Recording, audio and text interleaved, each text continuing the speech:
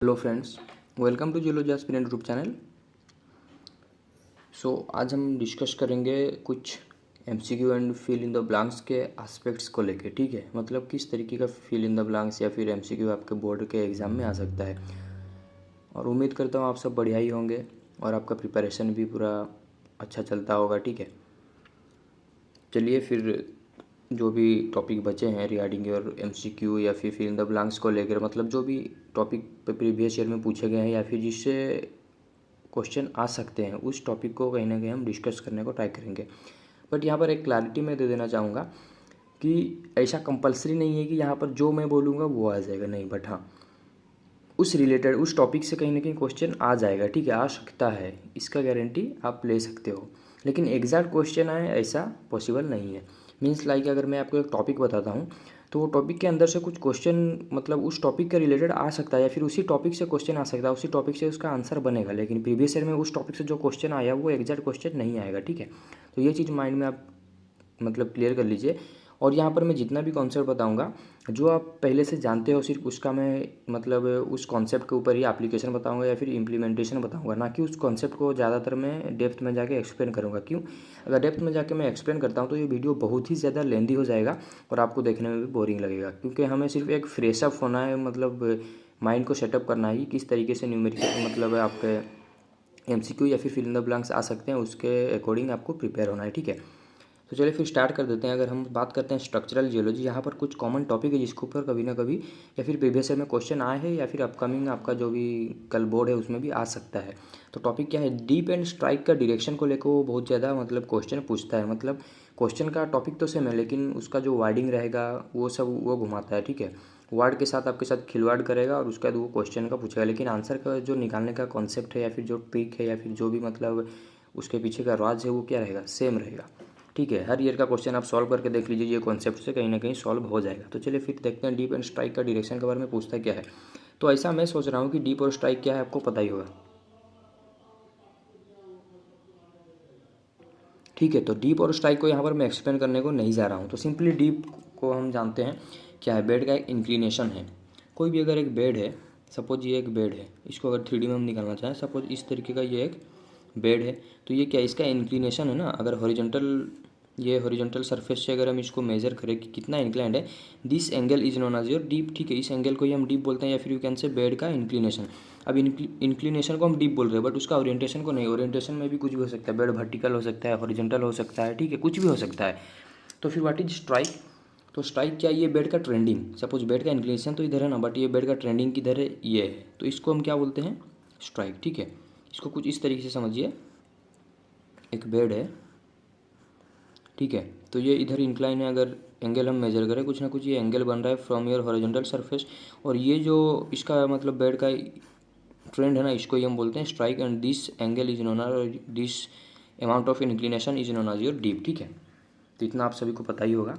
तो देखिए deep generally हमारे पास दो टाइप के होते हैं, first is your true dip and और एक रहता है अपर एंड डीप। ठीक है, और अगर हम बात करें डीप का, तो डीप में डायरेक्शन भी रहता है, लाइक हम बोलते हैं नॉर्थ के तरफ 30 डिग्री इंक्लाइंड है बेड। मीन्स ये एक हम, ये तो डायरेक्शन हमने बताया ना नॉर्थ की तरफ, बट ये क्या है? उसका क्वांटिटी है, मैग्नीट्यूड है। ठीक है, तो इसको ही हम क्या बोलते हैं? स्कालर मतलब स्कालर प्रॉपर्टी है। ठीक है, क्या? डीप। बट जब बात करते हैं स्ट्राइक का, तो strike is not a your, sorry, this is your vector quantity, not scalar. Okay, vector रहेगा, नॉट स्कालर। और स्कालर कौन सा रहेगा? स्ट्राइक। ओके, तो स्ट्राइक क्या है? ट्रेंड है।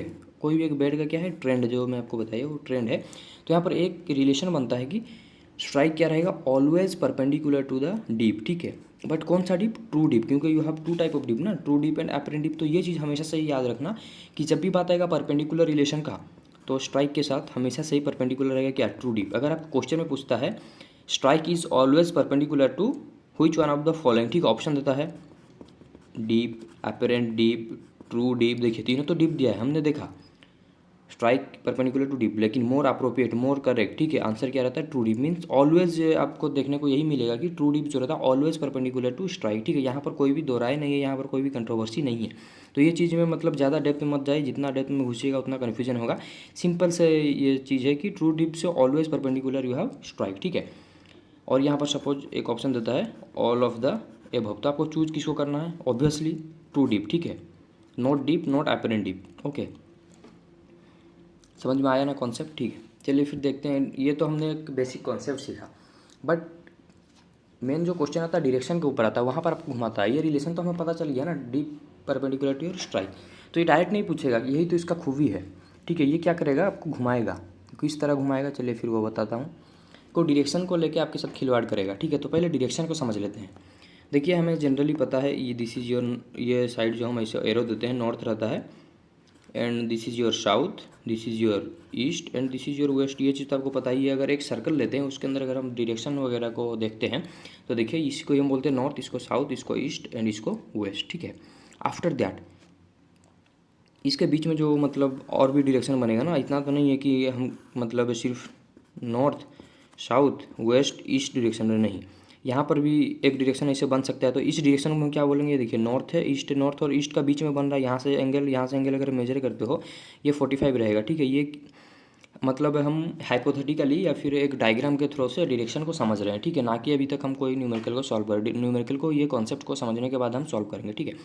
तो इसको हम क्या बोलेंगे, नॉर्थ ईस्ट, लाइक दैट। इसको हम क्या बोलेंगे, साउथ और वेस्ट के बीच में साउथ वेस्ट, तो यहाँ पर जो रहेगा उसको हम बोलेंगे साउथ ईस्ट, यहाँ पर जो रहेगा नॉर्थ वेस्ट।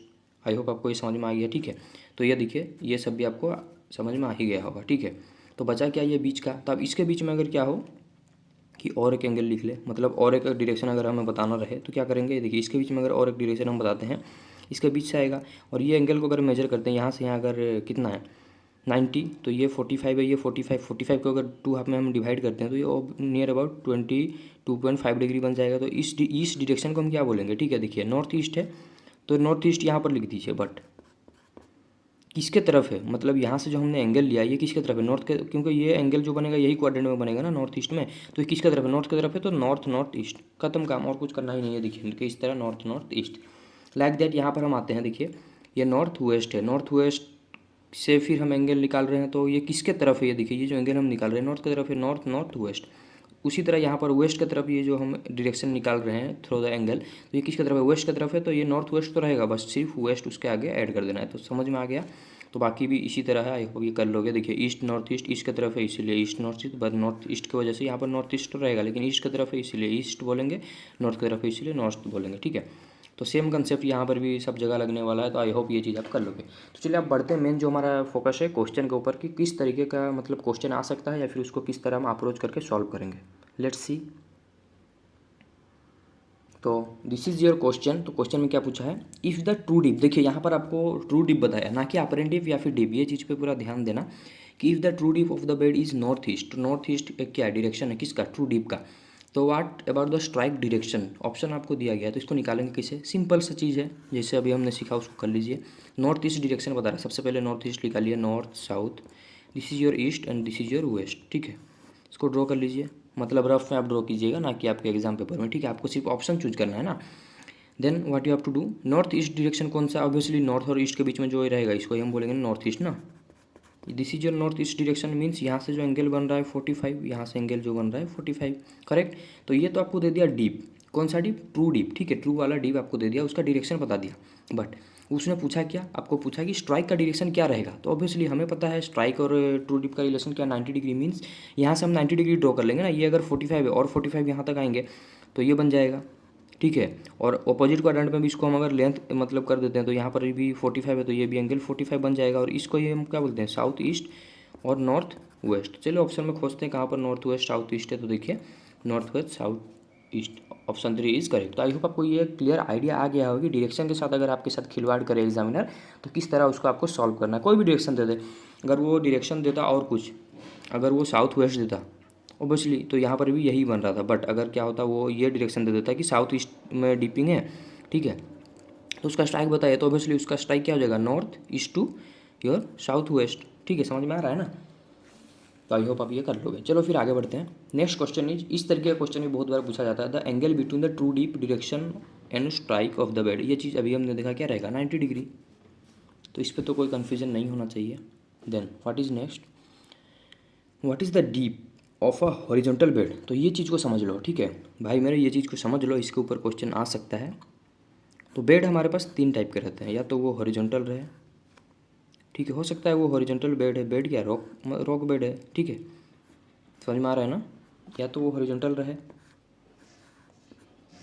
या तो वो इस तरह वर्टिकल रहे, या फिर वो इंक्लाइंड होकर रह सकता है, ठीक है। इंक्लाइंड मीन्स ना तो वो वर्टिकल है ना तो वो हॉरिजॉन्टल है, इस तरीके का वो इंक्लिनेशन दिखा रहा है। हॉरिजॉन्टल सरफेस से अगर हम उसको काउंट करते हैं, डीप का मतलब ही है कि हॉरिजॉन्टल सरफेस से उसका हम कितना इंक्लिनेशन है उसको मेजर करेंगे। तो दिस इज, ये कुछ ना कुछ एक एंगल बनेगा। सपोज इसको मैं कंसिडर कर लेता हूँ थीटा। तो देखिए हमेशा से यहाँ से अगर हम मेजर करते हैं हॉरिजॉन्टल सरफेस से ये एंगल को, ये दिस इज योर 90, और हॉरिजॉन्टल सरफेस से अगर हॉरिजॉन्टल बेड का ही हम एंगल मेजर करते हैं क्या रहेगा, 0 डिग्री। तो ये चीज़ हमेशा से याद रख लेना, हमेशा से जब भी बोला जाएगा कि horizontal bed means your deep is 0 degree, ठीक है, एंड वर्टिकल बेड माने डीप क्या रहेगा 90। बट जब वो बोलेंगे कि व्हाट, वो जब बोलेंगे इंक्लाइंड बेड मीन्स ये वेरी करने वाला है 0 degree to 90 degree, may be वो 2 डिग्री हो सकता है, मे बी वो 87, इस तरीके का वैल्यू आ सकता है, ठीक है, समझ में आ रहा है ना। तो यहाँ पर करना क्या है, देखिए बोला क्या है, what is the deep amount of horizontal bed. तो हॉरिजॉन्टल बेड का डीप अमाउंट क्या है, 0। बट मे बी अगले बार एग्जाम में वो वर्टिकल बेड का पूछ ले, या फिर क्या हो अगर वो पूछे what is the deep amount of inclined bed, और ऑप्शन में क्या क्या दे दे, 90 डिग्री, 0 डिग्री, ठीक है, 180 डिग्री, 45 डिग्री। तो क्या होगा, हमें पता है डीप 90 से ज़्यादा प्रोसीड नहीं कर सकता, डीप क्या रहेगा 90 से कम ही रहेगा, ठीक है। ये चीज़ आप याद रख लेना, डीप क्या रहेगा हमेशा से ही 90 के अंदर ही रहेगा। देखिए मैक्सिमम डीप कहाँ पर दिखेगा, और ऐसे भी क्वेश्चन पूछ सकता है, in which bed you will get maximum amount of dip, ठीक है। तो कहाँ पर मिलेगा maximum amount of to dip, किस में मिलेगा, वर्टिकल बेड में, ठीक है। ऑप्शन में दे सकता है vertical bed, horizontal bed, inclined bed. तो ये चीज़ आपको समझना है, ये कॉन्सेप्ट के ऊपर कहीं से भी वो घुमा के क्वेश्चन पूछ सकता है। और यहाँ पर मैं बोल रहा था इंक्लाइन बेड का, तो इंक्लाइन बेड यहाँ से कौन सा आ सकता है, 90 डिग्री किसका है, वर्टिकल का, 0 डिग्री हॉरिजॉन्टल, और 180 डिग्री का तो डीप ही नहीं बनता। तो ऑब्वियसली ऑप्शन क्या होता है, 45। क्या हो अगर वो पूछ ले steeply inclined means, steeply inclined means देखिए एक तो रहता है इंक्लाइंड, कितना इंक्लाइंड, बहुत ज़्यादा, स्टीपली मतलब बहुत ज़्यादा। ये हॉरिजॉन अगर दिस इज योर अगर हॉरिजॉन्टल बेड, तो ये तो हॉरिजॉन्टल, लेकिन हम क्या बोल रहे हैं, अगर हम बोलते हैं जेंटली इंक्लाइंड तो थोड़ा सा वो इंक्लाइंड हो जाएगा, समझ में आ रहा है ना, थोड़ा सा एंगल यहाँ पर बनेगा। लेकिन क्या हो अगर स्टीपली इंक्लाइंड हम बोलें, तो ये देखिए ये एंगल ज़्यादा बन रहा है, ठीक है। इसको अगर एक्सटेंड करता हूँ ये बेड को, तो इस तरीके से ये बेड रहेगा, समझ में आ रहा है ना। लेकिन एग्जैक्ट ये अभी अभी वर्टिकल नहीं हुआ, वर्टिकल का भी ये कंडीशन में आएगा। तो ये चीज़ भी देखना है कि अगर वो स्टीपली बोल रहा है तो उसके अकॉर्डिंग आपको यहाँ पर चूज करना है, ठीक है। स्टीपली मीन्स 70, 80, 90 इस तरीके से एंगल रहेगा, ठीक है। तो आई होप ये भी क्लियर हो गया। चलिए फिर नेक्स्ट क्वेश्चन की तरफ बढ़ते हैं। नेक्स्ट इज योर फोल्ड के ऊपर भी इस तरीके का क्वेश्चन आता है। स्ट्रक्चरल जियोलॉजी में क्या आता है, तो स्ट्रक्चरल जियोलॉजी में ऐसा नहीं कि मैं सब क्वेश्चन बता रहा हूँ, नहीं। इसके अलावा जैसे आपको अगर बोल देगा एक फॉल्ट है, वो नॉर्मल फॉल्ट है, तो हैंगिंग वाल का मूवमेंट किधर रहेगा रिलेटिव टू फुटवॉल, इस तरीके का क्वेश्चन आएगा। तो वो आई थिंक आपने जो लॉन्ग क्वेश्चन के लिए या फिर शॉर्ट नोट के लिए प्रिपेयर किया होगा, तो उसमें आपने कॉन्सेप्ट लिया होगा। मैं सिर्फ यहाँ पर जो जिसके ऊपर आपका नज़र नहीं गया या फिर जो थोड़ा सा ज़्यादा इंपॉर्टेंट है उस टॉपिक पे फोकस कर रहा हूँ, ना कि हर एक टॉपिक। लाइक अगर मैं स्ट्रक्चरल जियोलॉजी बता रहा हूँ तो ऐसा नहीं कि पूरा सिलेबस से ही मैं स्ट्रक्चरल जियोलॉजी का फिल इन द ब्लैंक्स बताने लगूँ या फिर एमसीक्यू, ठीक है। मैं कुछ इंपॉर्टेंट टॉपिक ही आपको बता रहा हूँ, ठीक है, जिस पे ज़्यादा वेटेज या फिर प्रीवियस ईयर में कहीं ना कहीं क्वेश्चन ज़्यादातर उस पर पूछे गए हैं। तो एक रिलेशन बनता है डीप प्लस हेड क्या 90 डिग्री। डीप किसको बोलते हैं, डीप यहाँ पर फोल्ड में किसको बोलते हैं, फोल्ड प्लेन का डीप। तो फोल्ड प्लेन कौन सा है, यही है ना, ये आपका फोल्ड प्लेन है। अगर इसको एक्सटेंड करते हैं तो this is your fold plane, ठीक है। तो इसका डीप, डीप मतलब क्या, हॉरिजॉन्टल कोई भी बेड का हॉरिजॉन्टल सरफेस से, इमेजिनरी हॉरिजॉन्टल सरफेस से एंगल को मेजर करना। तो अगर इसको मैं हॉरिजॉन्टल सरफेस लेता हूँ जो कि एक इमेजिनरी सरफेस है, तो ये अगर फोल्ड प्लेन है आपका, तो ये एंगल को ही हम बोलेंगे ना डीप, ठीक है। तो ये क्या हुआ डीप एंगल। एंड हेड क्या है, कोई एक वर्टिकल इमेजिनरी सरफेस से अगर हम एंगल को मेजर कर लेते हैं, किसका एंगल को, फोल्ड प्लेन का, तो उसको हम बोलते हैं हेड। तो हेड और डीप मिलके 90 डिग्री बनाते हैं, ठीक है। Dip plus hade equal to 90 degree, ये रिलेशन हमेशा से याद रख लीजिएगा। इस पर क्वेश्चन भी आता है, किस तरीके का क्वेश्चन आएगा देखिए, if dip of the fold plane का डीप दिया है इज 60 डिग्री, ठीक है। फोल्ड प्लेन का डीप कितना है 60 degree, then what is the amount of hade, hade क्या रहेगा, ऑब्वियसली हमें क्या पता है 90 degree is equal to hade plus dip. And in the question that is given that dip is your 60 degree, right. So what about hade, hade को हम ऐसे लिख सकते हैं 90 minus 60, this is your 30 degree. तो ऑप्शन डबल है is correct. समझ में आ रहा है ना, ये किस तरीके से क्वेश्चन पूछ सकता है। या फिर वो डायरेक्टली आपको रिलेशन भी पूछ लेगा, what is the relation between deep and head, head के बीच और डीप के बीच में रिलेशन क्या है। तो सभी को पता है डीप प्लस हेड क्या रहते हैं 90 डिग्री, देखिए ऑप्शन में वो किस तरीके से आपको घुमा सकता है, ठीक है, तो वो सब में नहीं जाना है, सिर्फ आपको कॉन्सेप्ट के ऊपर फोकस करना है, ऑब्वियसली आप सॉल्व कर पाओगे। और एक चीज़ यहाँ पर क्या होता है ना, अगर कुछ स्टूडेंट को मतलब देखिए यहाँ पर क्वेश्चन में कुछ एक हिंट मतलब दे दिया है क्या, मतलब अगर कोई स्टूडेंट को ये फॉर्मूला पता ही नहीं है, कौन सा, D plus head is 90 degree, तो वो तुक्का मारने का स्थिति में भी अगर आता है ना तो क्या करेगा, तो डीप का मतलब क्या है सबको पता है, 90 डिग्री को ही मतलब हम डीप 90 से ज़्यादा होता ही नहीं है, तो ठीक है ये तो सभी को पता है। और आपको पूछा क्या हेड, तो एक तो वैल्यू आपके पास 90 है, मतलब जिसको फॉर्मूला आपको तो पता है आप डायरेक्टली कर सकते हो क्योंकि आपने तो ये वीडियो देख लिया, बट जिसको पता नहीं है या फिर जो थोड़ा सा फॉर्मूला को रिमाइंड नहीं कर पा रहा वो क्या करेगा, वो जनरली देखेगा कि मेरे पास दो वैल्यू है, क्योंकि डीप का मतलब ही क्या रहता है 90, बट फोल्ड प्लेन का डीप यहाँ पर 60 दिया है, ठीक है, तो यहाँ पर मेरे पास दो वैल्यू है, तो वो क्या करेगा, तुक्का मारने का स्थिति में जब आएगा ना वो करेगा क्या, आइदर इसको ऐड कर लेगा, क्या हो जाएगा 150, ये वो यहाँ पर ढूंढने लगेगा 150, तो यहाँ पर तो मैं खुद से ये क्वेश्चन बनाया हूँ इसलिए इस तरीके का आंसर फ्रेम कर दिया हूँ, बट जब यही क्वेश्चन प्रोफेशनल जो भी क्वेश्चन बना रहे हैं ना वो क्या करेंगे, वो जानते हैं, अगर कोई स्टूडेंट पर्टिकुलरली नहीं जानता है, वो अगर तुक्का मारने की स्थिति में भी आ रहा है तो वो करेगा क्या, दो वैल्यू है, आइदर वो उसको ऐड करेगा, तो ऑप्शन में वो वैल्यू इस तरह ही डालेंगे, 150 भी डाल देंगे, मतलब वो बोलेगा कि तुम कहाँ तक जाओगे जाओ, ठीक है, वो बोलेगा बेटा तुमको जहाँ तक जाना है जाओ, मैं भी वहाँ तक पहुँच जाऊँगा, ठीक है, तुम जितना दिमाग लगा लो उससे ज़्यादा दिमाग वो लगा के पहले से ही बैठे हैं, ठीक है, या तो वो सब्सट्रैक्ट करेगा 90 माइनस 60 30, समझ में आ रहा है ना, तो वो ऑप्शन बी में वैल्यू 30 भी डाल देंगे, देन बोलेंगे इसके बाद अगर इससे भी नहीं होता है तो वो ऑब्वियसली मल्टीप्लाई करेगा, ठीक है, तो 540 डिग्री भी डाल देंगे, मतलब देखिए कोई अगर तुक्का लगा रहा है तो ऑब्वियसली दो वैल्यू है, इधर प्लस करेगा माइनस करेगा मल्टीप्लाई करेगा कुछ भी करेगा, तो वही सब करके वो आंसर भी यहाँ पर डाल देंगे, ठीक है, और उसमें से एक करेक्ट आंसर भी रहेगा, तो you have to choose the correct one, समझ में आया ना। चलिए फिर नेक्स्ट क्वेश्चन की तरफ बढ़ते हैं, the dip angle of a vertical bed, तो आप ही बताइए वर्टिकल बेड का डीप एंगल क्या रहेगा, obviously this is your 90 degree, not 0 not 45 not 60, ठीक है। Then again next question is the true dip direction is towards north the strike will be, तो ये देखिए ये फिर से वही डायरेक्शन के ऊपर आपके साथ खिलवाड़ किया, तो करना क्या है, सेम सर्कल बना लो, ठीक है, नॉर्थ साउथ डायरेक्शन वगैरह सब दे दो, ईस्ट वेस्ट, ठीक है, यहाँ तक तो क्लियर है। तो पहले बोला क्या, true dip direction is towards north, तो एक बेड है उसका ट्रू डीप डायरेक्शन किधर है, नॉर्थ की तरफ है, और वो पूछा क्या स्ट्राइक, तो स्ट्राइक ऑब्वियसली हमें पता है इससे क्या रहेगा, परपेंडिकुलर मीन्स 90 डिग्री, 90 डिग्री कौन, ये लाइन रहेगा ना, तो इसका ट्रेंडिंग क्या होने वाला, east west will be east west, समझ में आया ना। इस तरीके से करना है कि वो कुछ भी दे दे, मतलब कुछ भी डायरेक्शन दे दे, किस तरीके का भी सेंटेंस दे दे, you have to focus on the concept. चलिए फिर नेक्स्ट आफ्टर स्ट्रक्चरल ज्वेलरी, देखिए स्ट्रक्चरल ज्वेलरी में बहुत सारे फॉल्ट अनकन्फर्मिटी वगैरह रह गए, तो ऐसा मैं कंसिडर करता हूँ, वो आपको पता है, ठीक है, उसके ऊपर मैं नहीं जाता हूँ वरना बहुत ज़्यादा टाइम वेस्ट होगा, और भी बहुत सारे टॉपिक हैं, ठीक है। तो next is your time scale, तो टाइम स्केल के बारे में आप सभी को पता होगा, बट फिर भी थोड़ा सा स्पीड में कवर देख लेते हैं, देन उसके बाद उसके ऊपर क्वेश्चन क्या आ सकता है वो भी देखेंगे, ठीक है। टाइम स्केल के ऊपर जनरली वो एज वाइज भी पूछ लेते हैं, तो हमें पता है टाइम स्केल में यू हैव ईओन, ठीक है, यू हैव 4 ईओन, ठीक है, 4 ईओन क्या क्या है, देखिए हेडन आर्कियन प्रोटेरोजोइक, आप सभी को ये पता होगा, इससे पहले भी हमने ये डिस्कस किया था, मैं सिर्फ एक शॉर्ट में आपको आइडिया दे रहा हूँ। देन योर फानेरोजोइक, 4 ईओन है, ठीक है। तो अब ये बोलोगे अब भाई ये प्री कैम्ब्रियन क्या है, प्री कैम्ब्रियन है क्या, तो तू तो इसको भी ईओन में लिख दिया है, इसका मतलब क्या है बता दे भाई क्या है, कन्फ्यूज़ क्यों कर रहा है, यही बोलोगे ना, ठीक है। तो इसको कभी कभी सुपर ईओन कंसिडर किया जाता है, ठीक है, तो यहाँ पर कन्फ्यूज मत होना। अगर आपको क्वेश्चन में पूछता है in geological time scale the number of eon, option देता है 1 2 3 4, तो आपको चूज किसको करना है, 4, क्योंकि आपको पता है Hadean Archean Proterozoic Phanerozoic there are 4 eon. अगर वो पूछ लेता है व्हाट इज प्री कैम्ब्रियन, अगर ऑप्शन में देता है eon era period super eon, तो you have to choose the super eon one, ठीक है, समझ में आ रहा है ना। क्यों, क्योंकि प्री कैम्ब्रियन को एक सुपर ईओन इसलिए कंसिडर किया जाता है, 3 ईओन मिलके, ठीक है, कौन कौन 3 ईओन, हेडन आर्कियन और प्रोटेरोजोइक मिलके प्री कैम्ब्रियन बना रहे हैं, ठीक है।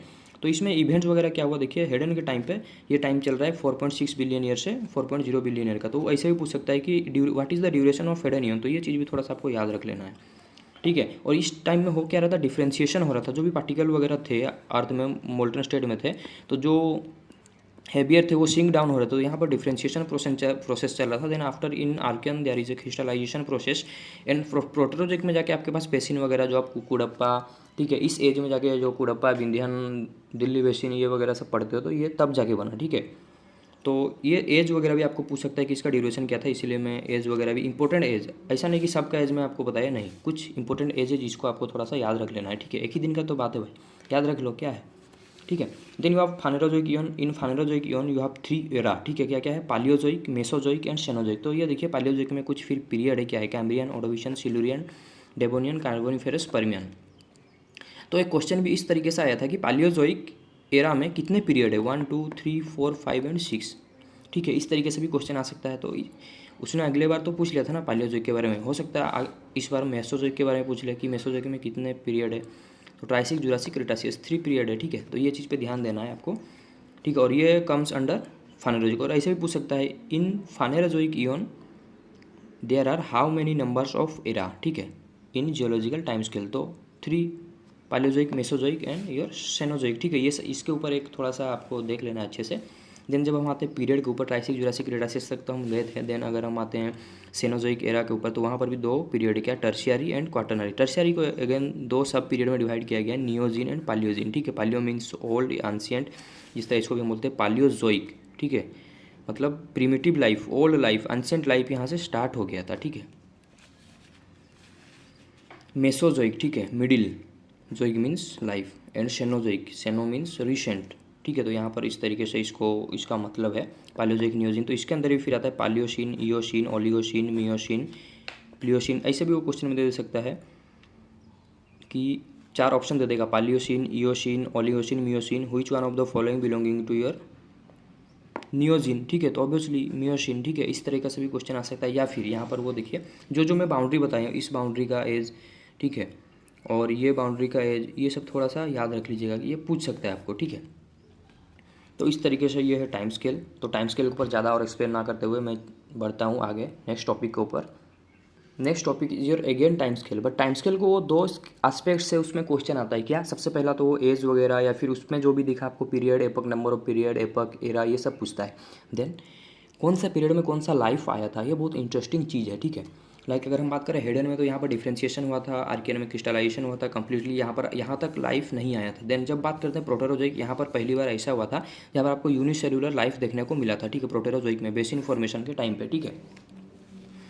देन जब बात करते हैं कैम्ब्रियन तो वहाँ पर आपको देखिए ट्राइलोबाइट, ब्राकियोपोडा वगैरह मिले थे। अब आप बोलोगे ये क्या बता रहा है मास्टर तू, दिमाग में कुछ जा ही नहीं रहा है। तो ऑब्वियसली फर्स्ट ईयर में आपका पैलेंटोलॉजी होगा, अगर आपने नहीं पढ़ा तो कोई दिक्कत नहीं है। देखिए अगर ये टॉपिक आपको हार्ड जा रहा है या फिर समझ में ना आ रहा है तो इसको स्किप कर दीजिए, इट्स बेटर, ठीक है। क्यों, बात 1-2 मार्क का है, 1-2 मार्क के लिए आपका रेस्ट जो 68 मार्क है उसको क्यों ख़राब करना है, समझ में आ रहा है ना। तो अगर ये नहीं होता है छोड़ दीजिए, अदर टॉपिक पे फोकस कीजिए। एग्जांपल देता हूँ, देयर इज़ अ पर्सन, ठीक है, and the person has some disease. तो वो क्या करेगा, डॉक्टर के पास जाएगा और उसका लेग में कुछ डिजीज़ हुआ है, ठीक है, लेग में। तो डॉक्टर के पास जाएगा, डॉक्टर क्या बता रहा है, डॉक्टर से कंसल्ट करने के बाद डॉक्टर उसको एक सजेशन देता है कि अगर आपका ये लेग नहीं काटा गया, ठीक है, वो सर्जन है वो बता रहा है कि तो आपका लाइफ को खतरा है, तो आप क्या करोगे। मतलब वो पर्सन क्या करेगा, ऑब्वियसली बड़े नुकसान से बचने के लिए, मतलब लाइफ को गंवाने से अच्छा है कि पैर अपना कटा लूँ, क्योंकि उसका पैर में सपोज कोई डिजीज़ है, ठीक है, इसलिए तो उसको फिजिशियन, मतलब जो भी सर्जन है वो कंसल्ट कर रहा है ना। तो बड़े नुकसान से बचने से अच्छा है कि छोटा नुकसान कर लूँ। तो सिंपल चीज़ है ना। इसी तरह अगर ये चीज़ हार्ड जाता है, लाइक ट्राइलोबाइड, ब्राकियोपोडा, कोरल, ग्राफ्टोलाइड, ये जो टर्म आ रहे हैं, क्योंकि ऑब्वियसली ये मतलब जो नहीं, जिनको नहीं पता, जो पहली बार ये टर्म वगैरह सुन रहे हैं तो उनको भी याद रखने में बहुत ज़्यादा हार्ड जाएगा। तो इस पर आपको और ये होने का नहीं है, छोड़ दीजिए, ठीक है। अदर टॉपिक पे फोकस कीजिए, 1-2 मार्क चला भी जाता है तो कोई दिक्कत नहीं है। अगर आपने पहले से ये सब चीज़ पढ़ा है, आपको पता है, तो आपको अच्छा ही लगेगा, इंटरेस्टिंग लगता होगा, ठीक है।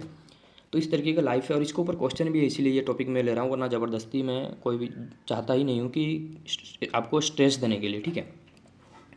Then in Ordovician you have coral, graptolite, bryozoan. ये मतलब क्या है, ये पीरियड है किसके, पालियोजोइक के, ठीक है। देन सिल्यूरियन में सब पहली बार फिश आया, ठीक है। फर्स्ट प्लांट फॉसिल आपको मिला, आर्थ्रोपोडा मिला। डेवोनियन में क्या हुआ, फर्स्ट फॉरेस्ट जिम्नोस्पर्म मिले, ठीक है। Then Carboniferous, amphibian, rise of insects, ठीक है। नॉन फ्लावरिंग प्लांट यहाँ पर बहुत ज़्यादा डेवलप होने लगे। मीन्स अर्थ किस तरह स्टार्ट हुआ, किस तरह अर्थ बना, उसका हिस्ट्री हम देख रहे हैं वन टाइप ऑफ। आप अगर बोल सकते हो। देन पर्मियन क्या हुआ, ट्राइलोबाइट एक्सटिंक्ट हो गया। देखिए ट्राइलोबाइट पहली बार काम्ब्रियन में आया, पर्मियन में ये भाई साहब चला भी गया, ठीक है, ये पूरा टोटली एक्सटिंक्ट हो गया। देन उसके बाद क्या हुआ, रेप्टाइल का स्टार्ट हो गया, रेप्टाइल स्टार्ट। तो अब यहाँ पर एक दिमाग में आएगा डायनासोर, ठीक है। देन ट्राइसिक में क्या हुआ, आमोनाइट आए, ठीक है, रेप्टाइल का डाइवर्सिटी हुआ, यहाँ पर स्टार्ट हुआ था, यहाँ पर थोड़ा सा डाइवर्सिटी हुआ। देन डायनासोर आया, ठीक है, डायनासोर का एज आ गया इन जुरासिक। एंड फर्स्ट, इससे पहले हमने देखा था नॉन फ्लावरिंग प्लांट वगैरह मिल रहे थे। देन फर्स्ट फ्लावरिंग प्लांट यहाँ पर मिले एंड फर्स्ट टूथेड बर्ड भी मिलने लगे, जो आप अगर जुरासिक मूवी वगैरह देखते हो आप, वहाँ पर एनिमेशन के थ्रू से आपको देखने को मिलेगा किस तरह डायनासोर के पास पंख भी रहते हैं, ठीक है। एक्चुअली में वो था, इसलिए तो वो मूवी में ये सब चीज़ दिखाया गया है, ठीक है। और नहीं पता इसके ऊपर तो ज़्यादा स्ट्रेस मत दीजिए, छोड़ दीजिए। देन इन क्रेटासियस डायनासोर ये भाई साहब भी एक्सटिंक्ट हो गया, ठीक है, एब्सेंट, मतलब ये भी गायब हो गया अर्थ से, क्योंकि उसको उस तरीके का एनवायरनमेंट ना मिला। अगर ह्यूमन क्यों जिंदा है, क्योंकि उसको ऑक्सीजन मिल रहा है। अगर सडनली कुछ ऐसा इंसिडेंट हो जाए अर्थ पे कि ऑक्सीजन का अवेलेबिलिटी बहुत कम हो जाए तो क्या होगा, ह्यूमन भी डेड हो जाएगा ना। तो यही चीज़ है। तो उस टाइम में उसके अकॉर्डिंग उसको जो रिक्वायरमेंट था, जिस जैसा एनवायरनमेंट चाहिए था, जो मतलब माहौल उसको चाहिए था, वो नहीं मिला, तो वो एक्सटिंक्ट हो गया, ठीक है। देन बाढ़ उसके बाद आस्ते आस्ते इंक्रीज होने लगे, बाढ़ राइज होने लगे उसके बाद। देन अब हम जब आते हैं सेनोजोइक में, तो यह पालियोसिन में इवोल्यूशन ऑफ प्लासेंटल मामल यहाँ से जो बर्थ देते हैं वो मामल का यहाँ पर से इवोल्यूशन हुआ, बट इससे पहले सब एग लाइन थे, ठीक है। देन इयोसिन में क्या हुआ, डाइवर्सिटी ऑफ प्लासेंटल मामल, तो इसके बाद डाइवर्सिटी हुआ, हॉर्स आए, एलिफेंट आए, जिराफ वगैरह अर्थ पे आने लगे। कब आई, वो जब टाइम था किसका, इयोसिन का, ठीक है, सेनोजोइक में। और एज का बाउंड्री में आपको दिखा दिया था, वो चीज़ थोड़ा सा याद रख लीजिएगा। अगर मैं भी पूछ ले ना पूछे तो इट्स बेटर, और अगर हार्ड जा रहा है, ज़्यादा मतलब तकलीफ जा रहा है समझने को, छोड़ दीजिए। टाइम स्केल मतलब वो पार्ट याद रख लीजिए, ये लाइफ वाला पार्ट छोड़ दीजिए। देन आफ्टर दैट ओलिगोसिन में क्या हुआ, अपीयरेंस ऑफ मॉडर्न मामल, तो पहली बार यहाँ पर मॉडर्न मामल आने लगे, मतलब नेचर में या फिर यू कैन से अर्थ में पहली बार मॉडर्न मामल दिखने लगे। Then in Miocene first man life, तो पहली बार इंसान का मतलब यहाँ पर से आगाज़ हुआ या फिर स्टार्टिंग हुआ कब, मियोसिन। ये चीज़ थोड़ा सा याद रख लीजिएगा कि ये देखिए एम से मियोसिन है, एम से मैन है, तो आई थिंक उतना हार्ड नहीं जाएगा, थोड़ा सा एक बार याद भी रख लेते हैं तो नो प्रॉब्लम। मे भी अगर पूछ ले कि फर्स्ट मैन लाइफ कब आया था अर्थ पे, ठीक है, क्योंकि हम भी तो ह्यूमन बींग है ना, तो हमारा ही ऊपर क्वेश्चन पूछ ले रहा, हमें नहीं पता, तो ये तो बहुत शर्म की बात है। तो नेक्स्ट इज योर प्लियोसिन क्या, इवोल्यूशन ऑफ होमो सैपियंस, तो यहाँ पर बहुत ज़्यादा इवोल्यूशन होने लगा। आप सभी को पता है कि किस तरीके से मतलब हमारा मतलब गोरिल्ला बंदर वगैरह से इवोल्यूशन हुआ था, तो उस पर मैं नहीं जाता हूँ, नहीं तो टॉपिक बहुत ज़्यादा लेंदी हो जाएगा। हमें मेन फोकस करना है किस तरीके से हम MCQ fill in the blanks को अप्रोच कर सकते हैं। देन यू हैव प्लिस्टोसिन, यहाँ पर क्या हुआ, एक्सटिंक्शन ऑफ लार्ज मामल, बड़े बड़े मामल क्या हुए, एक्सटिंक्ट होने लगे। बड़े बड़े जो उल्ली मामल, जो हाथी वगैरह थे, जिसको बहुत ज़्यादा मतलब उसके बॉडी में बाल वगैरह थे, वो आप देखते हो वो आइस एज के टाइम में वो सब एक्सटिंक्ट हो गए, ठीक है, ठीक है, उनको उनके अकॉर्डिंग एनवायरनमेंट नहीं मिला। देन होलोसिन जो अभी हम रह रहे हैं, एज ऑफ मैन, ठीक है। तो इसके ऊपर क्वेश्चन, इतना हिस्ट्री देखने के बाद देखिए क्वेश्चन मिला है, क्वेश्चन आया है, नहीं मिलता तो ज़बरदस्ती में आपको स्ट्रेस देने के लिए यहाँ पर डालता ही नहीं। Right the period in which trilobite disappear, ऐसा एक पीरियड बताइए जिसमें ट्राइलोबाइट क्या हुआ, डिसअपियर हो गया, मतलब एक्सटिंक्ट हो गया। तो काम्ब्रियन में तो वो पहली बार आया था, बट एक्सटिंक्ट क्या हुआ था, वो पर्मियन, तो ऑप्शन 4 इज करेक्ट, ठीक है।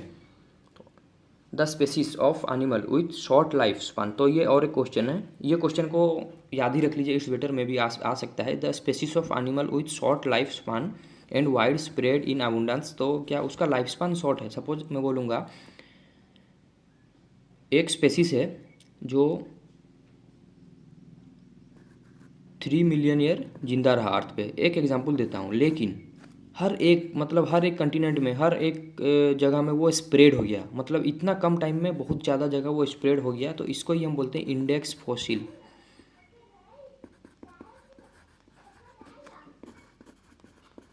ठीक है। तो ये चीज़ याद रख लीजिए, इंडेक्स फॉसिल का क्या है, बहुत कम टाइम स्पान में बहुत ज़्यादा दूर तक स्प्रेड हो जाना, बहुत ज़्यादा ज्योग्राफिक एरिया में स्प्रेड हो जाना, उसको हम बोलते हैं इंडेक्स फॉसिल, ठीक है। नेक्स्ट इज, देखिए ये क्वेश्चन भी इससे पहले आया है आप ही के एग्जाम में, the number of periods present in the Paleozoic era, तो क्या था, 6, क्या क्या थे, Cambrian, Ordovician, Silurian, Devonian, Carboniferous, Permian, 1 2 3 4 5 and 6, ठीक है। तो there is 6 number of period in your Paleozoic era, ठीक है। तो मैं भी अगले साल वो पूछ सकता है, मतलब इस साल वो पूछ सकता है कि मेसोजोइक में कितने नंबर ऑफ पीरियड है, या फिर कोई भी मतलब इयोन में कितने नंबर ऑफ एरा है, ठीक है। इस तरीके से भी वो क्वेश्चन पूछ सकता है, क्योंकि क्वेश्चन फ्रेम अगर इस तरीके से हो रहा है, करने का तरीका यही है, तो कुछ भी पूछ सकते हैं ना। You have to ready for all the things. चलिए फिर आफ्टर दैट हाइड्रोलॉजी के ऊपर फोकस करते हैं या फिर शिफ्ट हो जाते हैं। हाइड्रोलॉजी से क्या क्या क्वेश्चन आ सकते हैं, numerical, sorry not numerical, actually मतलब बीएससी लेवल में जो भी वीडियो वगैरह मैं बनाता हूँ तो वहाँ पर न्यूमेरिकल वगैरह भी बहुत रहते हैं, तो इसीलिए न्यूमेरिकल में बोल दे रहा हूँ। Not numerical for you, that is fill in the blanks and MCQ, ठीक है।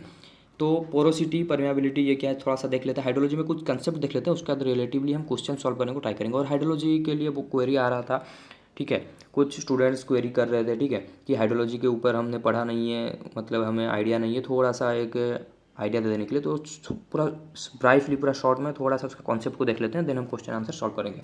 तो हाइड्रोलॉजी क्या, ये नहीं बताने जा रहा हूँ मैं, ऑब्वियसली आप सभी को पता है। स्टडी ऑफ हाइड्रो मतलब क्या, water, logy study of water, ठीक है, उतना डेप्थ में नहीं जाते हैं अभी। तो एक टर्म है पोरोसिटी। पोरोसिटी क्या है, volume of void present in rock. तो एक रॉक है, सपोज एक रॉक है, ठीक है, इस रॉक में कितना वॉइड स्पेस प्रेजेंट है। आप कभी स्पॉन्ज लिए होंगे हाथ में, फोम जिसको बोलते हैं, ठीक है, तो उसमें क्या रहता है, वॉइड स्पेस रहते हैं जिसमें वाटर एब्जॉर्ब हो सके, जिससे, ठीक है। तो लाइक दैट रॉक में भी कुछ वॉइड स्पेस रहते हैं, तो उसी वॉइड स्पेस को ही हम क्या बोलते हैं, रॉक का उसी वॉइड रहने का प्रॉपर्टी को ही हम बोलते हैं पोरोसिटी, ठीक है। और रॉक में अगर वॉइड दिखे तो उसको ही हम बोलते हैं पोरस। समझ में आ रहा है। Then what is about permeability, it's ये भी सिंपल है, is with which the rock will permit the passage of fluid. Means एक रॉक है, थ्रो द रॉक मतलब रॉक एक क्या बन जा रहा है, माध्यम बन जा रहा है, एक वे बन जा रहा है जिसके अंदर से फ्लूइड, अब फ्लूइड इन जियोलॉजी क्या रहता है, ऑब्वियसली वाटर वगैरह, जिससे वाटर वगैरह पास हो सके, मतलब एक मतलब साइड से जाके अदर साइड में जाके निकल सके, इसको ही हम बोल रहे हैं परमेबिलिटी। इज, ठीक है, with which the rock will permit the passage of fluid. अब पासेज कब देगा, जब उसके अंदर पोरस रहेगा ना, पोरोसिटी जब उसके अंदर मतलब पोर स्पेसेस रहेगा तभी तो। सपोज एक पाइप है, पाइप के अंदर से क्या होता है, वाटर जा रहा है ना, वाटर क्यों जा रहा है, क्योंकि वहाँ पर होलो स्पेस है ना। तो लाइक दैट यहाँ पर कुछ होलो स्पेस, अब ऐसा नहीं कि यहाँ पर पाइप के जैसा होलो स्पेस मतलब ढूंढने बैठो रॉक में, ऐसा नहीं है, कुछ स्पेस रहे, मतलब मतलब ये पोर्स वगैरह है, ये अगर इंटर कनेक्टेड रहें तो ये टाइम के साथ क्या बना देते हैं, एक पासेज बना देते हैं, इसी को हम बोलते हैं परमेबिलिटी, ठीक है। इस प्रॉपर्टी को रॉक के हम बोलते हैं परमेबिलिटी। और ये दो प्रॉपर्टी को बेस करके बहुत सारे फिर आगे चल के कॉन्सेप्ट को डेवलप किया है। क्या कॉन्सेप्ट है, एक टर्म है एक्यूफर, ठीक है, ये क्या है आपके मतलब रॉक बेड का प्रॉपर्टी वगैरह एक्यूफर वगैरह। तो देखिए एक्यूफर हम कब बोलेंगे, एक टर्म दिया गया है अकॉर्डिंग टू, ये देखिए ये दो प्रॉपर्टी को बेस करके कुछ टर्मिनोलॉजी हमने रॉक बेड को दिया है, क्या है एक्यूफर। तो यहाँ पर क्या होगा, वो बेड पोरस तो रहेगा, मीन्स उसके अंदर बहुत ज़्यादा इस तरीके का पोर स्पेसेस रहेंगे, प्लस वो बहुत ज़्यादा वाटर को उसके अंदर से परमिट भी कर देगा, मतलब अलाउ करेगा कि जा भाई तू निकल जा यहाँ से, ठीक है, चला जा, दफ़ा हो जा, ठीक है, समझ रहे हो ना। तो एक्यूफर का मतलब यही है। तो ये चीज़ याद रखना, aquifer means porous plus permeable, ठीक है। तो उसका अगर एग्जाम्पल देखें तो इस टॉपिक पे बहुत ज़्यादा कम मतलब क्वेश्चन आया, बहुत ज़्यादा वेटेज है, ठीक है। मैं भी आपको शॉर्ट नोट में भी ये पूछ सकता है, फिल इन द ब्लैंक्स में भी, एमसीक्यू में भी, कि व्हाट इज़ एक्यूफर। तो इसको मैं सिर्फ आपको ठीक मतलब क्या कॉन्सेप्ट बता रहा हूँ, आप अपने वर्ड में एक्सप्लेन करके लिखना, ठीक है। A rock which contain pore spaces and with that it allow to pass the fluid through it, this is known as your aquifer. इस तरीके से आप अपने मन से सेंटेंस बना के लिख सकते हो, मैं सिर्फ कॉन्सेप्ट बता रहा हूँ। तो इसका एग्जांपल क्या है, सैंडस्टोन, ठीक है, एक ऐसा रॉक है जो इस तरीके का प्रॉपर्टी दिखाता है, sand, weathered igneous rock and metamorphic rock. जो इग्नियस या फिर मेटामॉर्फिक रॉक नेचर में बना, उसके बाद वो वेदर्ड हो गया, वेदर हो जाने के बाद ऑब्वियसली वहाँ पर पोरोसिटी, क्रैक वगैरह, जॉइंट वगैरह बनते हैं, तो उसकी वजह से सेकेंडरी पोरोसिटी डेवलप होता है, तो वो भी एक एज अ एक्यूफर बिहेव करता है, ठीक है। देन यू हैव एक्यूक्लूड, देखिए टर्म ही क्लूड है, मीन्स ये क्या करेगा, इंक्लूड कर लेगा, इंक्लूड कर लेगा मीन्स सपोज मैं बोलूँगा इसके अंदर एक क्या, ये एक वेसिकल है या फिर ये एक जार है, इसके अंदर वाटर क्या करो, इंक्लूड करो, मीन्स इसके अंदर वाटर इंक्लूड करके रखो, यहाँ से जाने मत दो, ठीक है। नहीं भाई तू यहाँ से जा नहीं सकता है, तुम बोलोगे इसको वाटर को, ठीक है। तो इसका मतलब ये पोरस तो है बट नॉन परमेबल, मीन्स यहाँ पर से वो परमिट नहीं करेगा वाटर को जाने के लिए, बट ये यहाँ पर क्या था, परमेबल था। तो यही सब चीज़ को लेकर आपके साथ क्वेश्चन में खिलवाड़ किया जाएगा, या फिर सेंटेंस के साथ आपके साथ आजमाया जाएगा, आपका माइंड सेटअप को देखा जाएगा, ठीक है। तो ये पोरस तो रहेगा बट नॉन परमेबल, और नॉन परमेबल को एक टर्म ही बोला जाता है इम्परमेबल, ठीक है।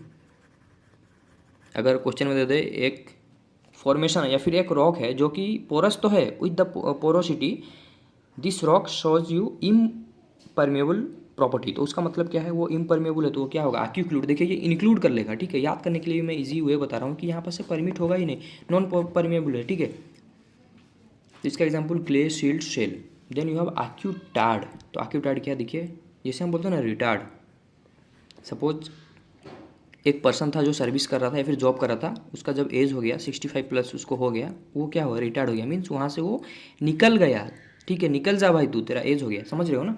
तो लाइक दैट एक्यूटार्ड, वो तो पोरस तो रहेगा, मतलब पोरोसिटी यहाँ भी डेवलप रहेगा रॉक मतलब बेड में, लेकिन स्लाइटली परमेबल, आस्ते आस्ते वो निकलेगा, ऐसा नहीं कि अचानक से निकल जाएगा। ये देखिए एक पर्सन ने जॉब ज्वाइन किया तो आप उसको 40 ईयर में बोलो निकल जा, नहीं निकलेगा, वो अपना टाइम में ही निकलेगा, आस्ते आस्ते निकलेगा, तो स्लाइटली परमेबल।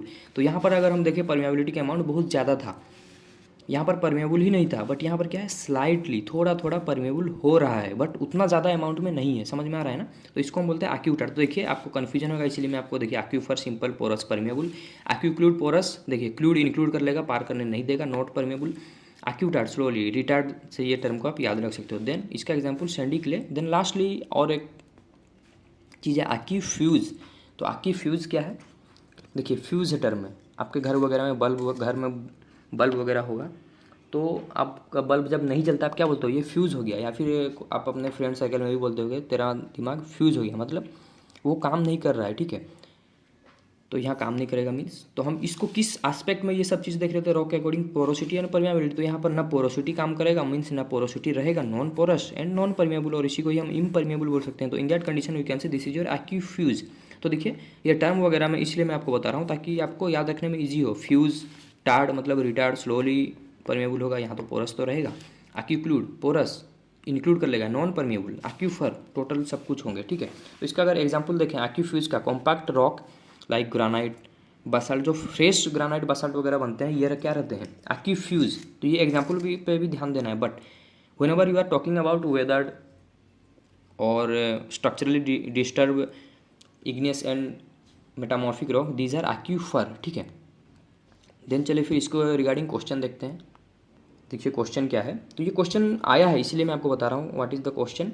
अ जियोलॉजिकल फॉर्मेशन, ठीक है, देखिए यही पूछ लिया, एक जियोलॉजिकल फॉर्मेशन है, मीन्स फॉर्मेशन किसको बोलते हैं, रॉक का बेड को। जिन्होंने स्ट्रैटिग्राफी पढ़ा है उनको पता है, ठीक है, ये भी हम देखेंगे, डोंट वरी, ये कॉन्सेप्ट भी है आगे आपके लिए। व्हिच इज नाइदर पोरस, देखिए ना तो वो पोरस है नॉट परमेबल, ठीक है। तो देखते हैं एक्यूफर, हमने क्या देखा, aquifer means porous plus permeable, ठीक है। एक्यूफ्यूज, ये फ्यूज है भाई, इसके अंदर कुछ है ही नहीं, मतलब ना पोरोसिटी है, नो पोरोसिटी, नो परमेबिलिटी, और यही तो हमें मांगा है ना, neither porous nor permeable. Obviously option 2 is correct. पर देख लेते हैं बाकी 2 ऑप्शन भी। एक्यूटार्ड, रिटार्ड मतलब स्लोली, वो क्या करेगा, पोरस तो रहेगा, स्लोली परमेबल। एक्यूक्लूड, पोरस तो है बट नॉन परमेबल, समझ में आ रहा है ना, इस तरीके से आप इसको याद रखिए। Then again there is another question in your examination, that is a rock material capable of storage and transmission of large quantity of water. देखिए यहाँ पर इसलिए लार्ज क्वांटिटी बताया, स्टोर तो कर सकता है बहुत ज़्यादा, और लार्ज क्वांटिटी उसके बाद भी लार्ज क्वांटिटी ऑफ वाटर वो ट्रांसमिट कर सकता है, मीन्स पार कर सकता है अपने थ्रो से, जैसे पाइप से वाटर पार होता है उसी तरह वो पार कर सकता है, उसी को ही तो हम बोले ना परमेबिलिटी। तो क्या होगा, ऑब्वियसली एक्यूफर होगा, क्यों एक्यूफ्यूज क्यों नहीं होगा, ये तो कुछ है ही नहीं, फ्यूज है ये। एक्यूटार्ड ये स्लोली करेगा, मीन्स लार्ज क्वांटिटी वाटर को वो परमिट नहीं करेगा, या फिर लार्ज क्वांटिटी ऑफ वाटर को ट्रांसमिट नहीं करेगा। और एक्यूक्लूड ये तो ट्रांसमिट ही नहीं करेगा ना भाई, क्योंकि ये इंक्लूड करके रख लेगा, समझ में आ रहा है ना। तो aquifer is your correct answer. Then चलिए फिर नेक्स्ट क्वेश्चन की तरफ बढ़ते हैं, but before going to that और एक कंसेप्ट है फ्रॉम योर हाइड्रोलॉजी, ये है vertical distribution of ground water, means हम ये देखिए इंटरेस्टिंग चीज़ भी है, ये आपका अर्थ सरफेस है, यहाँ पर आप बोरवेल वगैरह वेल वगैरह डिग करके वाटर लेते हो, ठीक है, आप यूज करते हो, बट वो वाटर आया कहाँ से, किस तरह से उसको डिस्ट्रीब्यूट किया गया बिलो दो योर अर्थ सरफेस, उसको चलिए थोड़ा सा एक शॉर्ट में देख लेते हैं, क्योंकि इसके ऊपर भी बहुत ज़्यादा क्वेश्चन आता है। क्या वर्टिकली हमने इस वाटर को 3 जोन में डिवाइड कर दिया, जो भी नीचे वाटर है, क्या क्या है, zone of aeration, zone of saturation, ठीक है, जोन ऑफ एरेशन को ही भेडस वाटर बोला जाता है, ये चीज़ याद रख लेना। जोन ऑफ, अब इसको मैं ज़्यादा डेप्थ में एक्सप्लेन नहीं करूँगा, ठीक है, नहीं तो टाइम बहुत ही कंज्यूम हो जाएगा और आपको बोरिंग लगने लगेगा, बोला क्या मास्टर तू इतना टाइम पढ़ा रहा है, तो मतलब एग्जाम के टाइम में थोड़ा रिलैक्स करने को भी तो दे, ठीक है। Then you have water table, ये वाटर टेबल है, ठीक है, ये क्या है, वाटर टेबल है। तो ये याद रखना, वाटर कभी कभी कुछ इस तरीके से क्वेश्चन आता है कि zone of aeration is present above the water table, option में दे देगा ना, zone of aeration is present dash दे देगा, प्रेजेंट यहाँ पर वाटर टेबल, ऑप्शन में दे देगा above, below, with, none of the above. तो क्या करना, एबव द वाटर टेबल, ठीक है। क्यों, क्योंकि ये देखिए ये जो जोन ऑफ एरेशन है ना, ये वाटर टेबल है। वाटर टेबल क्या है, एक मतलब हम बोल रहे हैं वाटर का लेवल को ही हम बोल रहे हैं वाटर टेबल। सपोज आपके पास एक जार है, उसमें आप वाटर डाल दीजिए, ये लेवल तक अगर वो आप वाटर डालो ना, इस जो लेवल है, ये जो अपर सरफेस है वाटर का जो लेवलिंग, इसको ही हम बोलते हैं वाटर टेबल। तो ये इस तरीके से ये अर्थ के अंदर भी रहता है। तो इसके ऊपर डेप्थ में नहीं जाते हैं, सिर्फ सिंपल मैं आपको कॉन्सेप्ट बता के आगे बढ़ जाता हूँ, ठीक है। तो इसको हम बोलते हैं वाटर टेबल। वाटर टेबल के नीचे रहता है जोन ऑफ सैचुरेशन, और इसी जोन ऑफ सैचुरेशन में जितने भी वाटर रहते हैं उसको हम बोलते हैं प्रियाटिक वाटर, और जोन ऑफ एरेशन में जितने भी वाटर रहते हैं इसको हम बोलते हैं बेडस वाटर। तो इसको जोन ऑफ एरेशन क्यों बोला गया, इसको सैचुरेशन क्यों बोला गया, देखो कोई भी चीज़ के अंदर अगर वाटर आ रहा है मीन्स उसके अंदर वॉइड स्पेस प्रेजेंट है ना, अगर वॉइड स्पेस ही ना रहे, वेसिकल्स ही ना रहे, ठीक है, पोरोसिटी ही ना रहे, तो वाटर आएगा कहाँ से, समझ रहे हो ना।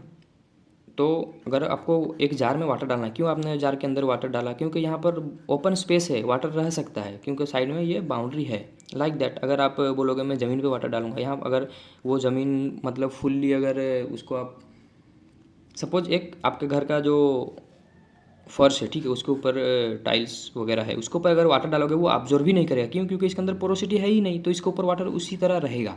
तो सेम चीज़ है। तो सैचुरेशन इसलिए हम बोल रहे हैं और एरेशन इसलिए बोल रहे हैं। तो रॉक के अंदर जो फॉर्मेशन वगैरह रहता है, जैसे हमने देखा था एक्यूफर, एक्यूक्लूड, तो यहाँ पर क्या होता है ना, इसके अंदर जो वॉइड स्पेस रहते हैं, वॉइड स्पेस वगैरह रहते हैं, ये वॉइड स्पेस पार्शियली वाटर के साथ फिल रहते हैं और पार्शियली एयर के साथ। तो इसीलिए हम बोलते हैं जोन ऑफ एरेशन, और it is lying above the water table. And what about then zone of saturation, means यहाँ पर फुल्ली सैचुरेटेड रहेगा विद द वाटर। ये जोन क्या रहेगा, saturated with the water, means यहाँ पर जितने भी वॉइड स्पेसेस रहेंगे। तो ये जो चीज़ मैं बता रहा हूँ ना, इसको फोकस कीजिए, इसके ऊपर भी क्वेश्चन आ सकता है कि in zone of aeration void spaces are filled with only water, only air, partly water, partly air, और ऑल ऑफ द अबव, ठीक है। तो partly water, partly air in zone of aeration, और इसको सैचुरेशन इसलिए ही बोल रहे हैं क्योंकि पूरा वाटर से ही ये सैचुरेटेड है पोर स्पेसेस, ठीक है। And after that you have impervious bed. Impervious means यहाँ पर और पोरोसिटी है ही नहीं, और जनरली हम जितना नीचे नीचे जाएंगे पोरोसिटी आस्ते आस्ते डिक्रीज होते जाएगा, एक टाइम ऐसा आएगा जहाँ पर और पोरोसिटी मिलेगा ही नहीं, ठीक है। चलिए फिर नेक्स्ट टॉपिक के ऊपर जाते हैं। तो आई थिंक हाइड्रोलॉजी के ऊपर भी जिसका भी क्वेरी था तो आपको एक क्लियर आइडिया आ गया होगा या फिर एक बेसिक अंडरस्टैंडिंग हो गया होगा कि हाइड्रोलॉजी में एक्चुअली किस तरीके से क्वेश्चन आता है, किस तरीके से पढ़ना है, ठीक है, कॉन्सेप्ट क्लियर हो गया होगा in short. After hydrology let's move to the economic geology. तो इकोनॉमिक जियोलॉजी में कुछ टर्म है, वो टर्म को अगर आप कर लेते हो तो इकोनॉमिक जियोलॉजी से जो भी क्वेश्चन आए you are capable to solve that. तो वो क्या है टर्म, आप बोलोगे बता देना मास्टर, जल्दी जल्दी बता दें, मैं ताकि याद कर लूँ, मुझे मार्क मिल जाए। आपके अंदर यही मतलब अभी थॉट प्रोसेस चलता ही होगा। तो देखिए एक टर्म है और क्या मतलब, और का मतलब क्या है, मिनरल है। अब मिनरल क्या आप सभी को पता होगा, इसको एक्सप्लेन नहीं करने वाला मैं, ठीक है। मिनरल फ्रॉम व्हिच वन और मोर मेटल कैन बी एक्सट्रैक्टेड। अब जो आप में से जो गर्ल्स होंगे, आपने अपने एयर में, नोज़ में क्या पहना हुआ है ना, ज्वेलरी वगैरह, तो वो कहाँ से आया, वो मेटल से बना। आपने गोल्ड पहना या फिर आपने सिल्वर पहना, जो भी आपने पहना वाट एवर, ठीक है, तो वो आया कहाँ से, अर्थ से ही आया ना। तो अर्थ से कहाँ से मिला, मिनरल से। तो वो मिनरल में क्या था, मेटल कंटेंट था। KGF मूवी तो देखे होगे ना भाई, रॉकी भैया को तो देखे होगे ना, रॉकी भैया, ठीक है। तो उसमें तो क्या था, वहाँ पर गोल्ड मिल रहा था पत्थर के अंदर, ठीक है। तो वही सेम चीज़ है, उसी को यहाँ पर कोरिलेट कर लो, ठीक है। ज़्यादा मतलब जियोलॉजी के अंदर नहीं भी जाना, इजी में समझ लो कि और क्या है, कोई भी एक मिनरल है फ्रॉम विच वन, और एक या फिर एक से ज़्यादा अगर मेटल आप उससे निकाल सकते हो, क्योंकि रॉकी भैया ने क्या निकाला था, सोना निकाला था, एक मेटल उसने निकाला था ना, एक टाइप का मेटल, तो उसको हम क्या बोलेंगे, और बोलेंगे। तो एक या एक से ज़्यादा मेटल अगर आप एक्सट्रैक्ट कर सकते हो कोई भी मिनरल से, दैट इज़ योर और, ठीक है। बट क्या होना चाहिए, प्रॉफिटेबली। अब ऐसा नहीं कि सपोज एक आयरन का ओर है, ठीक है, आप आयरन का ओर से आपने 1 kg आयरन निकालने में कॉस्ट लगा दिया 200 रुपीज़, बट न्यू मतलब 1 kg आयरन का कॉस्ट मार्केट का वैल्यू अगर है सपोज 80 रुपीज़, तो आपका लॉस हुआ ना। क्यों, क्योंकि आपने ये ज़्यादा लगा दिया, आपने समझा ही नहीं इकोनॉमिक जियोलॉजी, समझ में आ रहा है ना। तो प्रॉफिटेबली आप अगर एक्सट्रैक्ट कर पाओ, दैट इज़ योर और। देन व्हाट अबाउट गैंग, देखिए टर्म में ही गैंग है। क्या बोलते हो भाई, तू अपना गैंग लेके आ, मैं अपना गैंग लेके आ जाता हूँ, ठीक है, देखते हैं कौन ज़्यादा पावरफुल है। Unless material associated with one mineral, means एक मिनरल है, सपोज ये मिनरल है, इसके साथ में अनलेस यूजलेस, जिसका काम नहीं है, जिसका मतलब कोई मतलब ही नहीं, फिर भी वो वहाँ पर पड़ा हुआ है, तो उसको क्या बोलेंगे? तो चला जा भाई, तेरा कोई काम नहीं है, तू बेकार में क्यों यहाँ पड़ा है, उसको हम क्या बोलेंगे? गैंग, ठीक है। इसको हम बोलते हैं गैंग मिनरल। समझ में आ रहा है? सपोज एक मिनरल है जिसके अंदर यहाँ पर तो आपको तो गोल्ड मिल रहा है, बट गोल्ड के साथ में और भी कुछ है ना यहाँ पर मटेरियल, खाली तो गोल्ड ऐसा तो नहीं है कि जाओ पड़ा हुआ है गोल्ड उठा के ले आओ, नहीं, उसके साथ और भी मटेरियल है, तो उसका प्रोसेस है, वो सब प्रोसेस करने के बाद जाके आपको गोल्ड मिलता है। तो ये जो मटेरियल इसके साथ पड़े रहे ना, इसको हम निकाल देते, तू चला जा भाई यहाँ से, तेरा कोई काम है नहीं, तो इसको हम बोलते हैं गैंग, ठीक है। ये यूजलेस मटेरियल है। Then you have tenor. Tenor क्या है? Metal content of an ore. तो ओर में कितना मेटल कंटेंट है, क्या ओर में 30% मेटल है, क्या 10% मेटल है, क्या 0.1% मेटल है, इसको हम क्या बोलते हैं? टेनर, ठीक है। तो ये टर्म को समझ लीजिए and after that you will easily solve the questions, ठीक है। देन और डिपॉजिट। और डिपॉजिट क्या है? और मिनरल और गैंग को मिला दो तो दैट इज योर और डिपॉजिट। समझ में आ रहा है? कोलार गोल्डफील्ड कर्नाटका, ठीक है, KGF, पता ही होगा। तो सिन जेनेटिक और एक टर्म है सिन जेनेटिक और डिपॉजिट एंड एपीजेनेटिक और डिपॉजिट। देखिए टर्म में सिन मीन्स साथ में, जेनेटिक मीन्स बनना, ठीक है, जेनेसिस से आया ये टर्म। सिन मीन्स साइमल्टेनियसली। तो क्या साइमल्टेनियसली बन रहा है? सिन जेनेटिक और डिपॉजिट मीन्स और डिपॉजिट जो बन रहा है वो साइमल्टेनियसली बन रहा है। किसके साथ? देखते हैं। Ore deposit that are formed at the same time as the enclosing rock. Means कोई भी एक और डिपॉजिट बन रहा होगा इसलिए उसका एक एनक्लोजिंग रॉक होगा ना, तो रॉक के साथ में ही वो बन रहा है, उसको ही हम बोलते हैं सिन जेनेटिक और डिपॉजिट, सेडिमेंट्री और डिपॉजिट, ठीक है। उसका एग्जांपल क्या है? सेडिमेंट्री और डिपॉजिट। अब सेडिमेंट्री और डिपॉजिट आपके सिलेबस में नहीं है, बट एज ए एग्जांपल आप याद रख सकते हो, मे भी अगर वो पूछ ले। देन यू हैव एपीजेनेटिक और डिपॉजिट। एपीजेनेटिक और डिपॉजिट क्या है?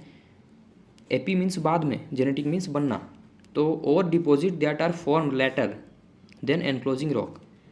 तो एनक्लोजिंग रॉक के बाद जो भी मतलब और डिपॉजिट आप पहले मतलब क्या बन जा रहा है, और पहले रॉक बन जा रहा है, उसके बाद आपका और बन रहा है, ठीक है। समझ में आया?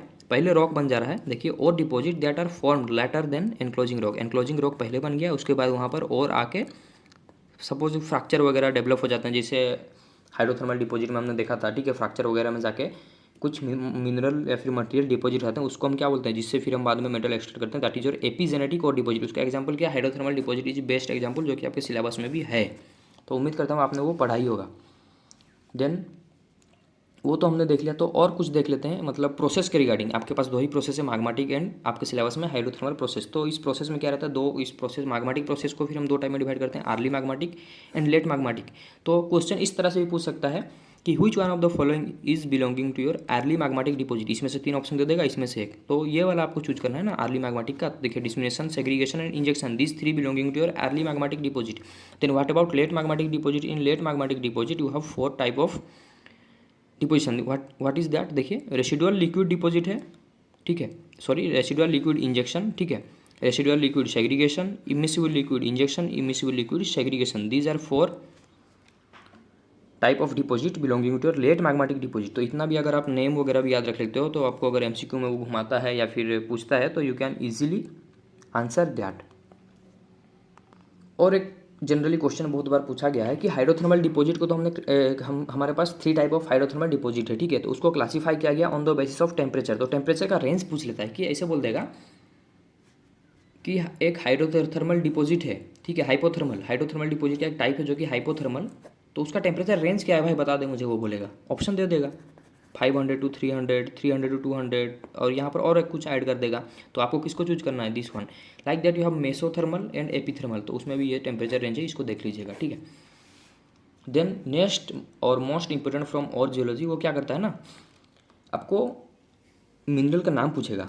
क्या मिनरल का नाम? देखिए, आयरन में कुछ और मिनरल है, क्या है, मतलब आयरन के कुछ और है, क्या है, हेमाटाइट, जो कि एक ऑक्साइड के फॉर्म में मिलता है। ऑक्साइड के फॉर्म में इसलिए क्योंकि देखिए O3 के फॉर्म में, OO के फॉर्म में, इसलिए हम बोल रहे हैं ऑक्साइड के फॉर्म में। तो Fe2O3 इसका फॉर्मूला, ये याद रख लीजिएगा, इसके ऊपर क्वेश्चन है भी, और मैं भी आगे भी पूछ सकता है इस बार, अगर आपको मतलब प्रीवियस बिफोर 23 जितने भी एग्जाम है वहाँ पर हेमाटाइट के बारे में पूछा, मैं भी अगले साल वो मैग्नेटाइट पूछ ले या फिर अदर कुछ मिनरल पूछ ले, तो यू हैव टू रिमेंबर, अगर याद रख ले तो इट्स बेटर। बट अगर आपको दिक्कत जाता है, मुझे याद नहीं या फिर मैं पहली बार ये देख रहा हूँ, तो छोड़ दो। जैसे मैं आपको एग्जाम्पल बताया था कि छोटा लॉस के लिए बड़ा लॉस को मत करो, ठीक है, समझ में आ रहा है ना। Then you have magnetite Fe3O4, ये तो मैं सबके लिए कॉमनली, मतलब क्या क्या MCQ fill in the blanks आ सकते हैं, इतना भी अगर आप कर लेते हो, लास्ट में बताऊंगा क्या प्रोबेबिलिटी रहेगा, कितना क्वेश्चन आ सकता है। Then you have turgite 2Fe3 Fe2O3 and H2O। Goethite limonite दोनों का सेम ही नेम है। और नेम भी एटलीस्ट आप याद रख लो, अगर फॉर्मूला आधा का जितना याद होता है रखिए, जितना नहीं होता है नेम याद रख लीजिए, क्योंकि नेम के ऊपर भी पूछ देता है। 3-4 ऑप्शन दे देगा, which one of the following belonging to your iron ore, ठीक है, कपर और, क्योंकि है ना iron, copper, manganese, aluminium in your syllabus. तो सिलेराइड का फॉर्मूला क्या है? FeCO3 like that in iron there are 2 ores also. और क्या है? पायराइट FeS2, इसको थोड़ा सा याद रख लीजिएगा, FeS2 पायराइट, इल्मेनाइट FeTiO2, ठीक है। Then like that you have in manganese there are some ore, क्या क्या है? पायरोलोसाइट, ब्राउनाइट, पायरोलोसाइट का MnO2, मैंगनीज है मतलब Mn रहेगा MnO2 Mn2O3, इन हाउस्मानाइट Mn3O4, मांगानाइट MnOOH, ठीक है। देन सिलोमिलियन हाइड्रेटेड ऑक्साइड और है। तो ये नाम भी एटलीस्ट आप सिर्फ याद रख लेते हो, और अगर ये सब याद रखते हैं इट्स बेटर, क्योंकि इससे पहले भी पूछा गया है, ठीक है, क्वेश्चन भी दिखाऊंगा आपको। Then you have rhodochrosite MnCO3, rhodonite MnSiO3, ठीक है। These are some ore of manganese. Then after that you have chromium. तो क्रोमियम का क्या और है? क्रोमाइट।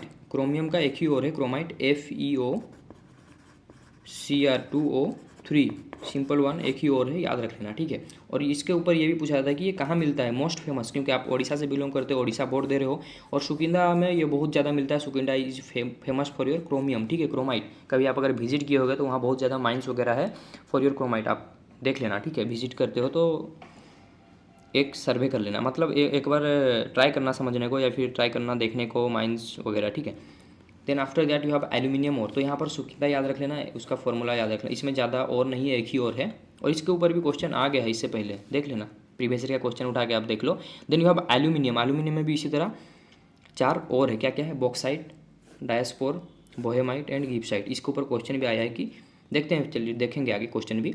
तो इसका फॉर्मूला क्या है? बॉक्साइट का Al2O3 × 2H2O, डायस्पोर का Al2O3 H2O, बोहेमाइट Al2O3 H2O, गिब्साइट Al2O3 3H2O, ठीक है। ये देखिए, आप बोलोगे ये क्या कर रहा है मास्टर, तो यहाँ पर दोनों तो फॉर्मूला सेम है, फिर इनके डिफरेंस क्या है? डिफरेंस है, ठीक है, डिफरेंस क्या है उसके ऊपर अभी नहीं जाते, आपका मतलब सिलेबस में उतना डेप्थ में है नहीं, बट इनके बीच में बहुत ज़्यादा डिफरेंस है। हार्डनेस वगैरह अगर आप देखते हो, आपने अगर मिनरलोजी पढ़ा है, हार्डनेस, क्लीवेज, फ्रैक्चर, उसका प्रॉपर्टी देखते हो, बहुत ज़्यादा वेरिएशन दिखाता है, ठीक है। और इवन मेटल कंटेंट भी यहाँ पर वेरी हो जाता है। अगर यहाँ पर मेटल कंटेंट कुछ मिल रहा है तो यहाँ पर अमाउंट उसका कुछ अलग होता है, इसको एक्सट्रैक्ट करने का प्रोसेस अलग रहता है, इसका एक्सट्रैक्ट करने का प्रोसेस अलग रहता है। तो बहुत ज़्यादा डिफरेंस है, कन्फ्यूज नहीं होना, आपको सिर्फ जितना बता रहा हूँ उतना एटलीस्ट याद कर लीजिए, ठीक है, अगर पॉसिबल हो तो। ये कुछ फार्मूला है रिगार्डिंग योर एल्यूमिनियम और ये कुछ और है, और का नाम भी एटलीस्ट याद रख लीजिए, इट्स बेटर। तो ये कहाँ मिलते हैं? स्पेशली आपको ओडिशा के रेफरेंस से ज़्यादा पूछेगा, तो कहाँ? कोरापुट, कलाहंडी, संबलपुर, ये रीजन्स है जहाँ पर आपको एल्यूमिनियम का डिपॉजिट मिलते हैं, ठीक है। सुंदरगढ़ में भी आपको मिलेगा, ठीक है, Sundargarh district you can add. जो स्टूडेंट सुंदरगढ़ रीजन से होंगे उनको पता ही होगा। Then you have copper. Copper के लिए भी इसी तरह है। कॉपर को और एक चीज़ बोला जाता है नॉन फेरस मेटल। तो ये याद रखना, आपको ऑप्शन में मतलब क्वेश्चन दे देगा which one of the following is non ferrous metal. Question वो कुछ भी पूछ सकता है, ठीक है, बहुत सिंपल सा चीज़ है, दिखता बहुत सिंपल है लेकिन पूछ लेगा कि which one of the following is non ferrous metal. Option में दे देगा iron, chromium, aluminium, copper, obviously copper ना, तो ये चीज़ थोड़ा सा देख लीजिएगा। देन इसका और क्या क्या है? Covellite, chalcopyrite, chalcocite, enargite, bornite and tetrahedrite and these are formula, ठीक है, ये फॉर्मूला वगैरह है उसका, देख लीजिएगा। अगर याद रहता है याद रखिए, नहीं रहता ज़बरदस्ती याद रखने को ट्राई मत कीजिए, छोड़ दीजिए, ठीक है। एटलीस्ट ये नेम होने से भी याद रख लीजिए। चलिए फिर देखते हैं नेक्स्ट इसका कॉन्सेप्ट, देन हम क्वेश्चन के ऊपर आएंगे। देन यू हैव टेनोराइट, ठीक है, टेनोराइट क्या है? CuO एंड क्यूपराइट Cu2O, ठीक है। मालासाइट क्या है? इसमें क्या कार्बोनेट रहेंगे? CuCO3, CuOH2, और आजुराइट भी सेम है बट यहाँ पर 2 CuCO3, बाकी सब सेम रहेगा। Then chrysocolla CuSiO3 2H2O and native copper आप सभी को पता है Cu रहने वाला है, ठीक है। कभी कभी नेटिव फॉर्म में भी कॉपर मिल जाता है। तो इतना सब कहानी बताने के बाद आप क्वेश्चन पे आ जाते हैं, ठीक है। अब ये कहानी इसलिए बताना पड़ता है ना, अगर मैं डायरेक्ट क्वेश्चन सॉल्व करा दूं, अब जिनको पता है वो तो इजीली सॉल्व कर लेंगे, बट जिनको नहीं पता वो और ही हो जाएंगे या फिर डीमोटिवेट हो जाएंगे। तो सबको लेके चलना पड़ता है, और फिर हो सके आप सॉल्व कराने के बाद फिर क्वेश्चन वगैरह मुझसे मांगो या फिर कॉन्सेप्ट वगैरह मांगो। तो इसलिए मैं यहाँ पर पहले ही कॉन्सेप्ट आपको दे दिया, देन हम सॉल्व करने को ट्राई करेंगे। और कॉन्सेप्ट को ज़्यादा मैं डेप्थ में नहीं डिटेल में एक्सप्लेन कर रहा हूँ, मैं ऐसा कंसिडर करता हूँ आप सभी को ये सब चीज़ थोड़ा बहुत ना कहीं पता है, क्योंकि आप कल एग्जाम में आपने एक ईयर में ऑब्वियसली प्रिपरेशन किया होगा। देखते हैं क्वेश्चन क्या है। द अनडिजायरेबल मटेरियल, तो अनडिजायरेबल मतलब जिसका ज़रूरत नहीं था, यूजलेस, ठीक है, useless material associated with the ore mineral is known as, obviously gangue हमने देखा था ना, समझ में आ रहा है ना। Then bauxite is the ore mineral of, देखिए ये क्वेश्चन आया है, किसका है ore mineral, aluminium. Then again the chemical composition of hematite, ये क्वेश्चन भी आया है, हेमाटाइट का केमिकल कंपोजिशन क्या है, Fe2O3। तो देखिए क्वेश्चन का लेवल क्या है, इसीलिए मैं आपको वो सब चीज़ बताया था। चलिए फिर देखते हैं next question is which one of the following is the और मिनरल ऑफ आयरन, ठीक है, आयरन का कौन सा और मिनरल है। देखिए मिनरल का नाम भी आपको पता है तो कुछ क्वेश्चन आप सॉल्व कर सकते हो अगर आ जाता है इन केस, ठीक है। हमने देखा था, अगर हम बात करें बॉक्साइट का, this is belonging to your aluminium, ठीक है, इसका फॉर्मूला भी हमने देखा था Al2O3 into 2S2O, right. Then cuprite Cu2O goethite, ये क्या है, obviously this is belonging to your iron, right. Then malachite अभी हमने देखा था,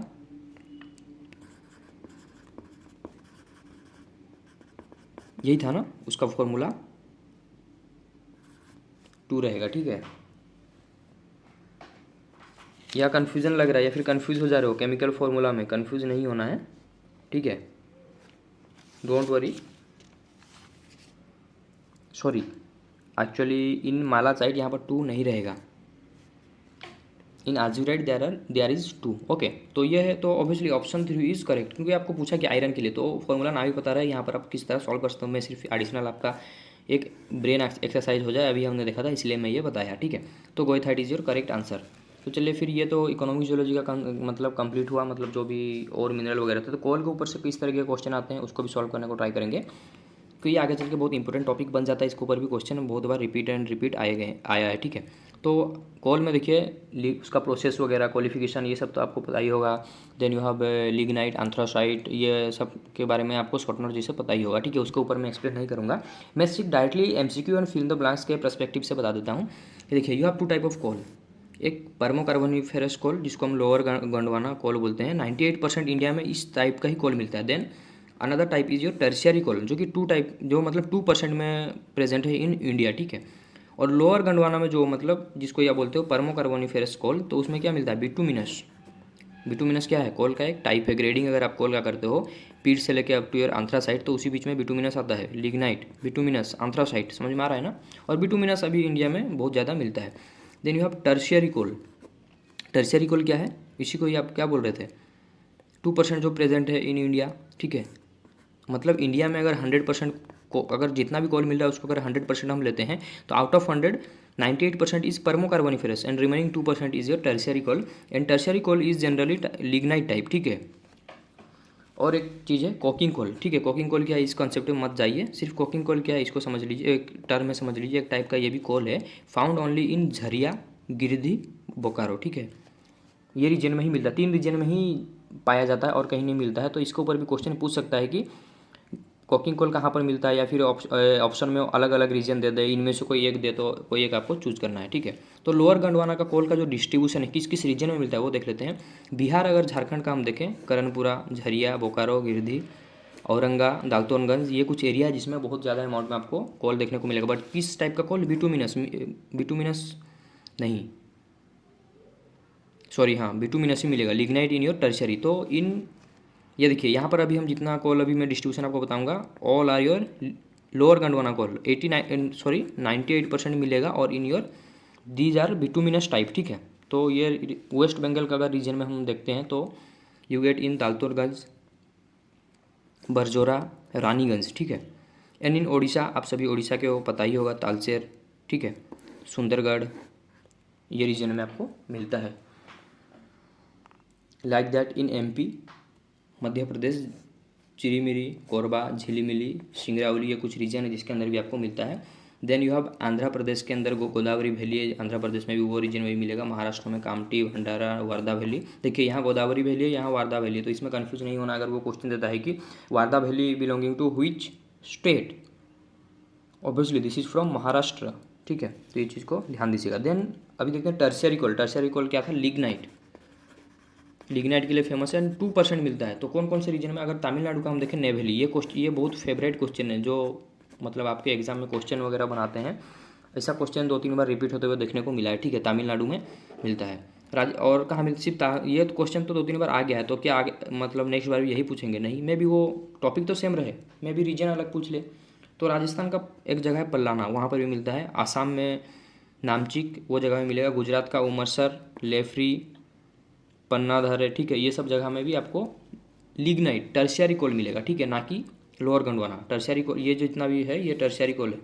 कश्मीर का नीचा केम, जो भी आप पढ़िए, ठीक है, कश्मीर का ये रीजन में आपको मिलेगा। तो क्वेश्चन देखते हैं, देखिए क्वेश्चन स्टार्टिंग में ही आ गया, Neyveli is famous for dash type of coal. Neyveli कहाँ, तमिलनाडु, ठीक है, ये तो आपको पता है, ठीक है ना, तमिलनाडु का एक रीजन है नावेली, यहाँ पर कोल मिल रहा है, बट किस टाइप का? टर्शियरी कोल। टर्शियरी कोल क्या था? लिग्नाइट टाइप, जो कि 2% मिलता था, तो फेमस फॉर लिग्नाइट, यहाँ पर आप मतलब आंसर दे सकते हो। तो और एक क्वेश्चन क्या है, coking coal found in, coking coal कहाँ मिलता है? ये क्वेश्चन एक्चुअली है नहीं, मैं खुद से आपके लिए बनाया हूँ। कोकिंग कोल कहाँ मिलेगा आपको? हमने देखा था गिरदी, बोकारो, ठीक है, ये कुछ रीजन है, गिरदी, बोकारो, और एक था आई थिंक, ये देखिए हमने देखा था झरिया, गिरदी एंड बोकारो, ठीक है। So obviously you will find coking coal in Bokaro, ठीक है। भंडारा में क्या था?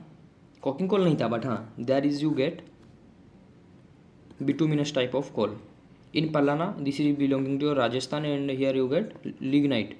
सिंगरावली MP, this is also bituminous type of coal, ठीक है, लोअर गंडवाना कोल। एक नज़र पेट्रोलियम के ऊपर भी डाल देते हैं, क्योंकि पेट्रोलियम तो हम डे टू डे लाइफ में बहुत ज़्यादा ही यूज़ करते हैं, बाइक वगैरह, स्कूटी वगैरह, 4 व्हीलर वगैरह जो हम चलाते हैं तो उसमें बहुत ज़्यादा यूज़ भी होता है पेट्रोलियम का। आप सभी को ये पता है, आप सभी ये टर्म से एक्वेंटेड हो, तो ये टर्म को एक्सप्लेन नहीं करते हैं, डायरेक्टली हम क्वेश्चन किस पॉइंट ऑफ व्यू से इस टॉपिक से आता है उसके ऊपर फोकस करते हैं। तो एक चीज़ जनरली याद रखना, जितना भी हमें पेट्रोलियम मिलता है वो टर्शियरी एज में ही मिलता है इन इंडिया। अब टर्शियरी एज की आप सभी को पता है, सिनोजोइक का एक क्या है, सेनोजोइक अगर एक एरा है तो उसका एक पीरियड है क्या, टर्शियरी, सभी को आपको पता है। उसके अंदर फिर एपोक है, 5 टाइप ऑफ एपोक। टर्शियरी को फिर हमने पालियोजिन, नियोजिन में डिवाइड किया, वो चीज़ देख लेना आप, ठीक है। तो एक चीज़ जनरली यहाँ याद रखना कि टर्शियरी एज में ही आपको पेट्रोलियम मिलता है। और अगर हम बात करें कोल का, तो 2 टाइप का कोल है, एक लोअर गंडवाना जो कि पर्मो कार्बोनिफेरस में मिलता है, और एक टर्शियरी में मिलता है, ठीक है। Tertiary coal only contain 2% and that is your lignite type. तो like that in petroleum you will find maximum petroleum deposit और most of the Indian petroleum deposit in tertiary age, ठीक है। तो किस किस रीजन में मिलता है? आसाम में कुछ है ऑयल फील्ड, क्या क्या है, मोरन, ठीक है, वो प्लेस को देखिए, मोरान, मोरान, ये चीज़ याद रखिएगा कि आसाम से कौन कौन फील्ड है, और गुजरात से, क्योंकि इसके ऊपर क्वेश्चन ही आएगा। नाहर काटिया, रुद्रसागर, लाकुआ, दिग्बोई, और दिग्बोई तो उसका फेवरेट है, जैसे नेवेली उसका फेवरेट है, क्वेश्चन जो बनाता है या फिर एग्जामिनर का, लाइक दैट दिग्बोई उनका फेवरेट है। देन आफ्टर दैट अंकलेश्वर इन गुजरात, काम्बे, नवगांव, कलोल, ठीक है, ये कुछ रीजन है जहाँ पर आपको ऑयल फील्ड मिलता है इन गुजरात, ठीक है। Then after that you have, और एक है बॉम्बे हाई जो कि महाराष्ट्र में रहता है। अगर इंडिया में बनाते हैं या ये पार्ट अगर महाराष्ट्र में है तो यहाँ पर वो मिलता है। अरेबियन सी में, वो अरेबियन सी में भी वो एक्सटेंड होकर रहता है, ठीक है। और इसका जो रिजर्वर रॉक है, मीन्स ऑयल जो ड्राप होगा, हम क्या बोल रहे हैं, ऑयल कहाँ मिलेगा? डायरेक्टली तो नहीं मिलेगा ना, ज़मीन आप खोद दो पानी की जैसा ऑयल को निकालो, नहीं, वो एक रॉक में ट्रैप होकर रह रहा है। तो वो मतलब रॉक में जो पोरोसिटी है, वो पोरोसिटी वगैरह में वो ट्रैप होके है, तो वो पोरोसिटी जो है तो किस रॉक में है, तो वो रॉक क्या है, लाइमस्टोन टाइप। ये चीज़ याद रखना कि बॉम्बे हाई में इन लाइमस्टोन जो कि है क्या, रिजर्वर रॉक, इसको रिजर्वर रॉक भी बोलते हैं for petroleum. And like that in Assam and Gujarat all the reservoir rock are of sandstone type, ठीक है। तो ये था। चलिए फिर क्वेश्चन देखते हैं, इन पेट्रोलियम क्या क्या क्वेश्चन आ सकते हैं। दिग्बोई एंड काम्बे पेट्रोलियम, देखिए ये क्वेश्चन आया फिल इन द ब्लैंक्स में। Digboi and Cambay petroleum field are situated in the states of dash and dash respectively. Digboi कहाँ से था? आसाम से। एंड काम्बे कहाँ से था? गुजरात। तो यहाँ you can write there Assam and Gujarat. समझ में आ रहा है ना किस तरीके से क्वेश्चन वो पूछेंगे। Indian petroleum and gas fields are mainly confined to the marine geosyncline and shelf sediments of dash है। तो ये आपको जो भी पूछे तोड़ मरोड़ के जितना भी मतलब उसको ऐड करना है, सेंटेंस ऐड करें, लेकिन फोकस क्या है उसका, एज पूछ रहा है। तो एज क्या था? हमने देखा था टर्शियरी, ठीक है। This is your answer. Then like that Digboi, देखिए दिग्बोई कितना बार वो पूछ रहा है। Digboi coal field is located in the state of, कहाँ है, आसाम। तो ये चीज़ थोड़ा याद रख लेना, कौन सा स्टेट में कौन सा ऑयल फील्ड है। Sorry, this is not coal, this is oil, ये मेरे से लिखते वक्त गलती हो गया। और यू कैन से दिग्बोई, और यहाँ पर पेट्रोलियम हो सकता है, petroleum is located in the state of, ठीक है। तो this is my fault, not आपका एग्जाम में ऐसा नहीं आया है, sorry for that. Okay, this should be oil, ठीक है, Digboi oil field situated in your Assam. Let's see about stratigraphy. तो स्ट्रैटिग्राफी से क्या क्वेश्चन आ सकता है, तो स्ट्रैटिग्राफी से उतना ज़्यादा कुछ टफ क्वेश्चन आता ही नहीं है। सिर्फ देखिए 2-4 चीज़ आपको देख लेना है। स्ट्रैटिग्राफिक यूनिट वगैरह कुछ है लिथोस्ट्रैटिग्राफिक यूनिट। देखिए लिथोस्ट्रैटिग्राफिक यूनिट में क्या है, सबसे बड़ा जो है, और हम नीचे से स्टार्ट करते हैं, सबसे छोटा से बेड है या फिर फ्लो है, ठीक है। फ्लो किस केस में बोलते हैं, इग्नियस रॉक के केस में, और सेडिमेंट्री में आपको बेड मिलता है, ठीक है। क्योंकि इग्नियस रॉक तो मोल्टन मटेरियल से बनता है, वो फ्लो हो जाता है, उसके ऊपर और एक लेयर बन जाता है, उसको ही हम बोलते हैं फ्लो और बेड। कुछ बेड या फिर कुछ फ्लो मिलकर क्या बनाते हैं, एक मेंबर बना देते हैं। देन अगेन कुछ मेंबर मिलकर एक फॉर्मेशन बना देते हैं, और कुछ फॉर्मेशन मिलके एक ग्रुप बना देते हैं, और कुछ ग्रुप मिलके एक सुपर ग्रुप बना देते हैं। और दिस इज योर लिथोस्ट्रैटिग्राफिक यूनिट। जैसे हम टाइम को रिप्रेजेंट करने के लिए कुछ यूनिट यूज करते हैं, लाइक हम बोलते हैं आवर्स। अगर मैं पूछूँ अभी कितना टाइम हुआ है, तो आप बोलोगे ना इतना बज के इतना मिनट, ठीक है। मीन्स हम आवर्स में रिप्रेजेंट करते हैं टाइम को, मिनट में, और लाइक सेकेंड्स में। लाइक अगर मैं डिस्टेंस पूछूँ, सपोज मैं किसी को एक डिस्टेंस पूछता हूँ पॉइंट A to B आप सभी से, कि ये डिस्टेंस कितना है, 100 किलोमीटर ये रिटर्न है, तो इसमें से भी कोई बोलेगा 100 किलोमीटर, कोई बोलेगा इतना मीटर, ठीक है, कोई सेंटीमीटर में इसको रिप्रेजेंट करने को ट्राई करेगा, ठीक है। तो ये सबका अलग अलग क्या, जिसका जिस तरीके से मन हुआ, तो ये क्या यूनिट है, आप डिस्टेंस को रिप्रेजेंट कर सकते हो इस यूनिट से। उसी तरह अगर वेट का मैं बोलूँ, आप किलो मतलब किलोग्राम, ग्राम, इस तरीके से उसको रिप्रेजेंट कर सकते हो। तो पाउंड, जिससे भी मतलब आप कंफर्टेबल, तो लाइक दैट स्ट्रैटिग्राफी को भी रिप्रेजेंट करने के लिए कुछ उसका कोड है, ठीक है। क्या है, उसका भी कुछ यूनिट, लिथोस्ट्रैटिग्राफिक यूनिट क्या है, ये सब लिथोस्ट्रैटिग्राफिक यूनिट है। तो इसको आपको याद रखना है, ठीक है। इसके ऊपर भी क्वेश्चन आ जाएगा, 3-4 ऑप्शन दे देगा, which one of the following is lithostratigraphic unit. तो you have to remember super group, formation, member, bed का ही अगर इग्नियस रहे तो उसको हम फ्लो बोलते हैं, ठीक है। ये दोनों सेम है। तो ऐसे भी पूछ सकता है ना कि सम बेड्स आर कलेक्टिवली मेड, क्या बनाएंगे, member, formation, group, super group. Obviously member, कुछ मेंबर मिलके एक फॉर्मेशन, कुछ फॉर्मेशन मिलके एक ग्रुप, कुछ ग्रुप मिलके एक सुपर ग्रुप, ठीक है। Then after that chronostratigraphic unit है, और एक है जियो क्रोनो स्ट्रैटिग्राफिक यूनिट। ये भी स्ट्रैटिग्राफी का यूनिट है। क्रोनो मीन्स एज को रिप्रेजेंट करने के लिए ये यूनिट है। ये हम क्या कर रहे थे, रॉक को रिप्रेजेंट करने के लिए ये यूनिट यूज कर रहे थे।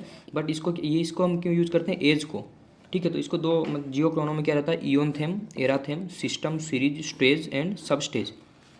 मीन्स कुछ सब स्टेज मिल के एक स्टेज बनाते हैं, कुछ स्टेज मिल के एक सीरीज बनाते हैं, कुछ सीरीज, मतलब ये एज का हम बात कर रहे हैं, ठीक है। कुछ सीरीज मिल के, जैसे हम बोलते हैं ना गोल्डन जुबली, डायमंड जुबली, ठीक है। इस मतलब क्या, कुछ एज मिल के एक गोल्डन जुबली बनाए ना, कुछ ईयर मिल के, तो सेम है कि कुछ स्टेज मिल के एक सीरीज, कुछ सीरीज मिल के एक सिस्टम, कुछ सिस्टम मिल के एक एरा थेम, कुछ एरा थेम मिल के एक Eoin them.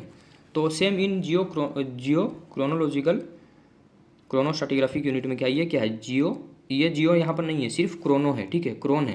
Chrono stratigraphic unit, ये जियो क्रोनो, जिसको हम टाइम स्केल में हमने देखा था, इयोन, एरा, पीरियड, एपक, एज, सब एज, ठीक है। सब एज, कुछ सब एज मिलकर एक एज बनाते हैं, कुछ एज मिलकर एक एपोक बना देते हैं, कुछ एपोक मिलकर एक पीरियड बना देते हैं, कुछ पीरियड मिलकर एक एरा, और कुछ एरा मिलकर एक इयोन, ठीक है। ये चीज़ आपको पता है। बट यहाँ तक ये चीज़ खत्म नहीं होता है, ठीक है। ये तो आपको पूछ लेंगे ना, सबसे छोटा यूनिट क्या है, सब एज जो भी ऑप्शन में रहेगा अकॉर्डिंग टू दैट, अगर आप एक कंपैरेटिवली याद रख लेते हो एक मैनर में, तो यू कैन सॉल्व।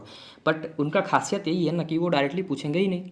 क्या पूछेंगे, इसमें इक्विवेलेंट वो पूछते हैं ये दोनों, इसलिए मैं इसको मतलब सामने ही लिखा हूँ कि इयोन थेम का इक्विवेलेंट क्या है, इयोन, एरा थेम का एरा। आप बोलेगे मास्टर जी तो ईजी है ना, यहाँ पर देखो इयोन थेम है, इयोन बोल रहा है, तो ये तो हम ईजिली कर लेंगे। बट ना बाबू, ऐसे वो पूछेंगे ही नहीं। वो पूछेंगे कहाँ पर, यहाँ पर पूछेंगे, क्योंकि यहाँ पर आपको कन्फ्यूजन होगा ना। और यहाँ पर देखिए तीनों सिस्टम, सीरीज, स्टेज तीनों है।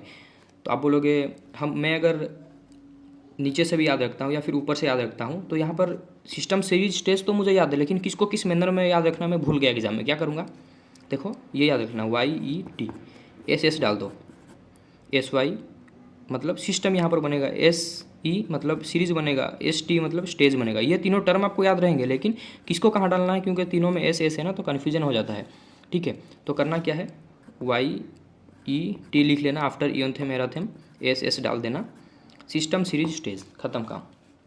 देन सब एज, तो ये देखिए कौन किसके साथ इक्विवेलेंट है, इस तरीके से पूछते हैं कि सीरीज़ किसके साथ इक्विवेलेंट है in your geochronostratigraphic unit epoch.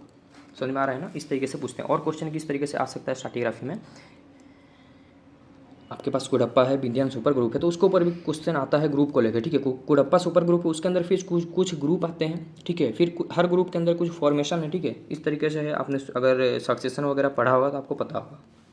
तो यहाँ पर वो पूछते क्या है ना, इनमें से कौन सा सबसे ओल्डर है, यंगर है। तो ये जो मैं लिखा हूँ यहाँ पर ऊपर जाते जाते यंगर हो रहा है, ठीक है। नीचे जितना कंपेरेटिवली आओगे ओल्डर है। और स्ट्रैटिग्राफी में यही चीज़ है कि जब भी आप स्ट्रैटिग्राफी लिखो नीचे हमेशा से ओल्डर को ही रखना, ठीक है।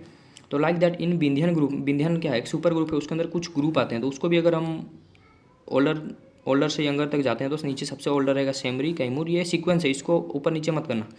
SKRB, ठीक है, short form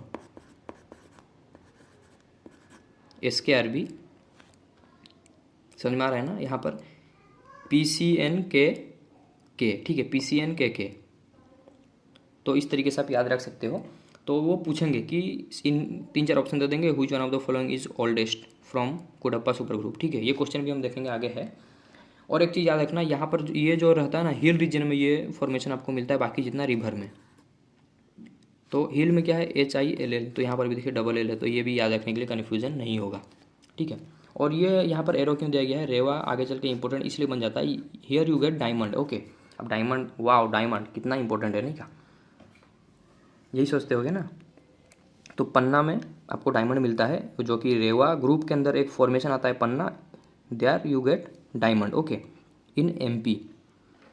so I hope एक क्लियर आइडिया आ गया होगी स्ट्रैटिग्राफी में क्या कैसे प्रिपेयर करना है। तो स्ट्रैटिग्राफी का भी क्वेश्चन देख लेते हैं। तो देखिए ये क्वेश्चन भी प्रीवियस ईयर में आया है, ठीक है, MCQ में। The oldest group of the Cuddapah super group, देखिए कुडप्पा सुपर ग्रुप का ओल्डेस्ट ग्रुप क्या, अभी हमने देखा था, कौन सा रहेगा इनमें से, हमने देखा था उसका सीक्वेंस क्या था, कुर्नूल था ऊपर, कृष्णा, नालामलाई, चेयर, पापागनी। तो सबसे ओल्डेस्ट कौन है, पापागनी, तो Papaghni is year, option 1 is correct, ठीक है। तो ये था स्ट्रैटिग्राफी के लिए। Then after stratigraphy sedimentary petrology पे आ जाते हैं। इसमें से कुछ करो ना करो, ये चीज़ हमेशा याद रख लेना कि सेडिमेंट्री का स्केल है कि जिसको हम बोलते हैं वुडन वेंटवर्थ ग्रेड स्केल। तो वो लोग ये स्केल एक दिए हैं जिसके ऊपर बहुत ज़्यादा क्वेश्चन आता है। तो वो स्केल क्या है उसके ऊपर नहीं ज़्यादा डिटेल में एक्सप्लेन करूँगा, सिर्फ यहाँ पर एक रेंज में बता देता हूँ कि अब ये स्केल क्या है, वो किसी को अगर डिटेल में पढ़ना है पहले से ही वीडियो अवेलेबल है, वहाँ से जाके देख सकते हैं। मैं सिर्फ एक शॉर्ट बता रहा हूँ, ठीक है। तो इसका साइज़ को लेके वो लोग मतलब डिफरेंट कैटेगराइज किए थे, ठीक है। सबसे पहले आता है boulder, cobble, pebble, granule, sand, silt, clay. तो बोल्डर जो रहता है greater than 256 mm, then cobble 256 से 64 mm में रेंज करता है। ये साइज़ किस में हम बोल रहे हैं, डायमीटर में, ठीक है। ये याद रखना है कि डायमीटर ये रेंज में आते हैं। फॉर पेबुल 64 to 4, फॉर ग्रानुल 4 to 2, हर एक चीज़ mm में है, ठीक है, millimetre. 2 to 1/16 mm, 1/16 to 1/256 and less than 1/256 mm, ठीक है। तो ये तो सही है।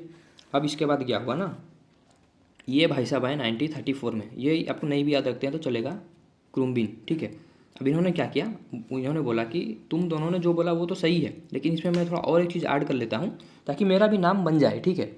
ऐसा नहीं है, नाम बनने के लिए उन्होंने ऐड नहीं किया, क्योंकि आगे चल के जब इसका मतलब ये साइज वगैरह पे एप्लीकेशन किया गया या फिर इसके ऊपर डिफरेंट एस्पेक्ट से हर एक चीज़ को सॉल्व करके देखा गया, नेचर में जो भी मिल रहा है, तो यहाँ पर एक प्रॉब्लम क्या फेस हुआ कि ये जो इतना मतलब ये जो वैल्यू वगैरह है ना, इसको कैलकुलेशन में लाने के लिए बहुत ज़्यादा डिफ़िकल्टी फेस हुआ, ठीक है। 1/256, तो ये सब करने में बहुत ज़्यादा प्रॉब्लम क्रिएट हुआ। तो उन्होंने क्या किया, 5 स्केल में यही चीज़ को, सेम चीज़ है, उसको 5 स्केल में कन्वर्ट कर दिया। 5 स्केल मीन्स क्या, 2 के पावर में हर एक चीज़ को उन्होंने रख दिया, ठीक है। ग्रेटर देन 256, हम भी यही बोल रहे हैं, greater than 2 to the power 8 mm, ठीक है। बोल रहे तुम भी जो बोल रहे हो मैं भी वही बोल रहा हूँ, ठीक है। लेकिन मैं थोड़ा सा इसमें चेंज कर देता हूँ ताकि सबको ईजी हो, ठीक है, कोई भी कैलकुलेशन वगैरह करने में, ठीक है।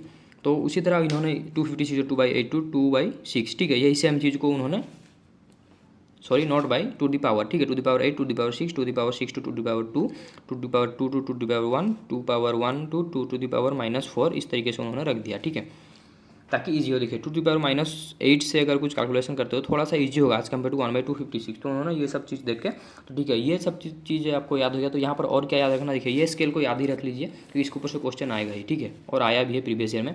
उसके बाद ये फॉर्मूला आपको पूछ सकता है, फॉर्मूला के ऊपर न्यूमेरिकल नहीं पूछेगा, सिर्फ फॉर्मूला आपको पूछ लेगा कि उन्होंने जो फाई स्केल दिया ना वो एक मतलब स्केल को इस तरीके से उन्होंने डिजाइन किया -log⁻²d, मतलब उन्होंने बोला तुमने जो डायमीटर डाला है उसको यहाँ पर डाल दो, फाई में मेरा वैल्यू आ जाएगा। कैसे देखते हैं। या फिर अगर फाई में यू हैव वैल्यू और तुम्हें अगर मैं फाई में वैल्यू दे रहा हूँ, ठीक है, लेकिन तुम्हें अपने स्टाइल से निकालना है डायमीटर, क्या करोगे, 2⁻⁻5 कर दो, आपका डायमीटर निकल के आ जाएगा। तो ये दो फॉर्मूला याद रख लीजिएगा। मैं भी आपको पूछ ले कि क्रुम्बिन ने जो फाई स्केल दिया था उसका मतलब रिलेशन क्या है विद द डायमीटर, ऐसे पूछ ले। ऑप्शन में 3-4 ऑप्शन दे दे, कहीं पर माइनस ना दे, कहीं पर log⁻³ दे दे, log के बेस में 10 दे दे, ठीक है, इस तरीके से दे सकते हैं। यहाँ पर d का जगह रेडियस दे दे, ठीक है। तो ये चीज़ थोड़ा सा देख लीजिएगा।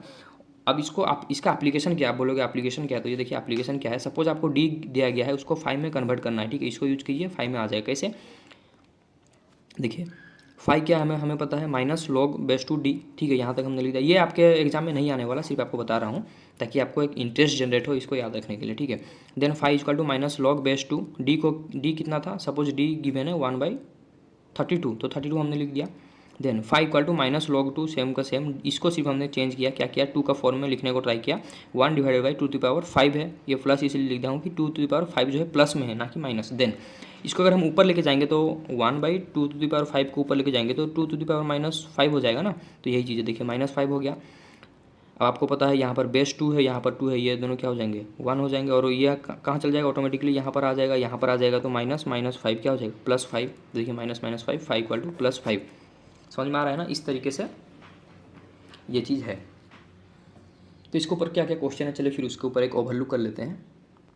देखिए क्वेश्चन किस तरीके से पूछा जा रहा है। द बोल्डर पार्टिकल्स, ठीक है, बोल्डर का पार्टिकल है in a sedimentary rock has the size. तो सेडिमेंट्री रॉक में बोल्डर है, उसका साइज क्या है, obviously all of you know greater than 256 mm।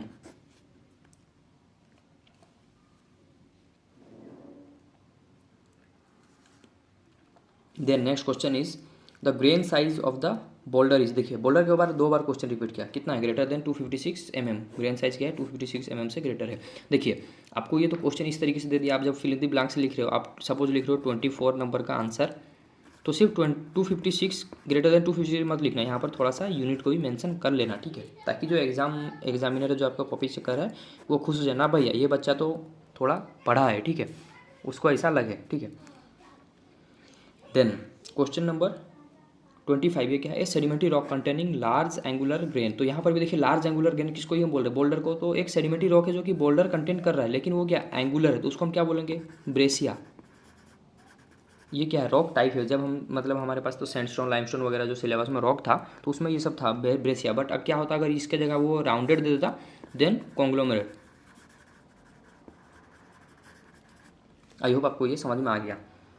Then metamorphic से भी देख लेते हैं, एक छोटा सा टॉपिक है स्ट्रक्चर का, उसके ऊपर से भी क्या क्या क्वेश्चन आता है या फिर क्या क्या क्वेश्चन आ सकता है।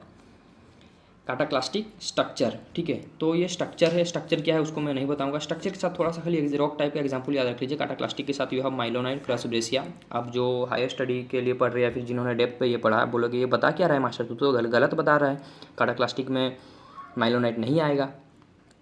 ठीक है भाई, कोई दिक्कत नहीं है, अभी के लिए आपका 12th के सिलेबस में यही है, ठीक है। लेकिन हाँ, जब आप हायर स्टडी करते हो, जब आप फोल्ड के साथ मेटामॉर्फिज्म का रिलेशन लेके आ जाते हो या फिर फोल्ड के रीजन में मेटामॉर्फिज्म खोजने को ट्राई करते हो, वहाँ पर चीज़ें बदलेंगे, ठीक है, वहाँ पर और भी टाइप ऑफ मेटामॉर्फिज्म बनेंगे। बट अभी के लिए आप ये याद रख सकते हो कि cataclastic metamorphism you can get in mylonite rock and crust breccia rock, okay. Then after that maculose structure, all of you know maculose structure क्या है, तो ये कहाँ मिलेगा, आर्जिलासियस रॉक या फिर pelitic rock, like that you have slaty structure. Slaty structure कहाँ मिलेगा, स्लेट में। नीसोज स्ट्रक्चर नीस में मिलेगा। बोले मास्टर वाह ये तो बहुत ईजी है, नीसोज से नीस, स्लेटी से स्लेट और सिस्टोज स्ट्रक्चर से सीस। लेकिन वो ये पूछेंगे ही नहीं, यही तो उनका खूबी है, क्योंकि वो जानते हैं ये चीज़ तो तुम भी बता दोगे। तो जो चीज़ तुम नहीं बता पाओगे, काटाक्लास्टिक, माइलोनाइट, क्रस्ट ब्रेसिया, यही सब चीज़ वो पूछेंगे, ठीक है। ग्रानुलोज कहाँ मिलेगा, क्वार्जाइट, ये पूछेंगे क्योंकि ये टर्म से डिफरेंट दिख रहा है, निसोज से निस बन जा रहा है, समझ में आ रहा है ना। तो चलिए फिर इसके ऊपर भी क्वेश्चन देख लेते हैं। क्वेश्चन आया था, तो question is the characteristic structure of quartzite. तो क्वार्जाइट का कैरेक्टरिस्टिक स्ट्रक्चर क्या है भाई बता दो, वो पूछ रहा है एग्जामिनर। क्या है, ग्रानुलोज, अपने अभी हम लोग ने अभी देखा कि उसका एग्जाम्पल ही वो पूछेंगे, ठीक है। तो ये चीज़ भी थोड़ा सा प्रिपेयर कर लेना। अब बोलोगे मास्टर खत्म कब होगा ये वीडियो, ख़त्म ही नहीं हो रहा है, डोंट वरी, और 5 मिनट रुक जाओ, ये खत्म हो जाएगा, ठीक है। अब आते हैं इग्नियस पेट्रोलॉजी के ऊपर। इग्नियस पेट्रोलॉजी में एक मतलब नॉर्मली एक ट्रेंड देखा गया है कि वो इक्विवेलेंट के ऊपर पूछते हैं, इक्विवेलेंट रॉक के ऊपर। इक्विवेलेंट का मीन क्या है? इक्वल है, ठीक है, कंपोजिशन में ऑलमोस्ट इक्वल है। दो रॉक रहते हैं, सपोज ए रॉक है, बी रॉक है, दोनों कंपोजिशन में ऑलमोस्ट, यहाँ पर अगर एक्स वाई जेड आपको मिनरल मिल रहा है, यहाँ पर भी एक्स वाई जेड मिनरल ही मिलेगा। अब बोलोगे अगर दोनों में वही मिल रहा है तो डिफरेंस क्या है मास्टर, ये तो बता। या फिर दोनों अगर सेम है, क्यों इसको याद रखे? देखो ये ऐसा होता है कि ये प्लूटोनिक डेप्थ में मिलता है, मीन्स ये अगर आपका सर्फेस है ये ग्रेटर डेप्थ में बनता है, यहाँ पर कोर्स ग्रेन रहते हैं। बट बी क्या होगा, ये at the earth surface shallow depth में मिलता है, हाइपरबसल डेप्थ में मिलता है, वोल्केनिक रॉक है, ठीक है, समझ में आ रहा है ना। तो यहाँ पर फाइन ग्रेन आपको देखने को मिलता है, ठीक है। तो that is the difference. Composition almost same है, लेकिन उनका देखने में, उनका मतलब क्रिस्टल का ग्रोथ को देखने में कहीं ना कहीं थोड़ा सा डिफ्रेंशिएट होता है, इसीलिए हम इसको इक्विवेलेंट बोलते हैं। मतलब वो तो इक्वल तो है बट कंपोजिशनली इक्वल है, but her point of view से इक्वल नहीं है, क्रिस्टलाइजेशन बिहेवियर से वो थोड़ा सा डिफर करते हैं। तो इसके ऊपर क्वेश्चन वो पूछ लेता है। एक रहता है plutonic and volcanic rock, but दोनों क्या इक्वल है? तो ग्रानाइट प्लूटोनिक रॉक है, उसका वोल्केनिक इक्विवेलेंट क्या है? रायोलाइट। इसके ऊपर क्वेश्चन भी है। साइनाइड का वोल्केनिक इक्विवेलेंट है ट्रासाइट, डायोराइट का वोल्केनिक इक्विवेलेंट है अंडेसाइट। ये चीज़ याद रख लेना। गाब्रो का है क्या? बसाल्ट। तो ये देखिए, ये रॉक आपके सिलेबस में है, ये है, ठीक है। ये 3 जो न्यू टर्म रखते होंगे, तो ये खाली सिर्फ याद रख लो, ठीक है। इसके ऊपर डिस्क्रिप्शन नहीं पूछने वाला है, सिर्फ ये पूछेगा कि इक्विवेलेंट क्या है। और एक हाँ यहाँ पर अनऑर्थोसाइट एक ऐसा रॉक है जिसका नो इक्विवेलेंट, तो इसका इक्विवेलेंट ही नहीं है। ये प्लूटोनिक है लेकिन इसका वोल्केनिक इक्विवेलेंट है ही नहीं, ठीक है, अनऑर्थोसाइट का।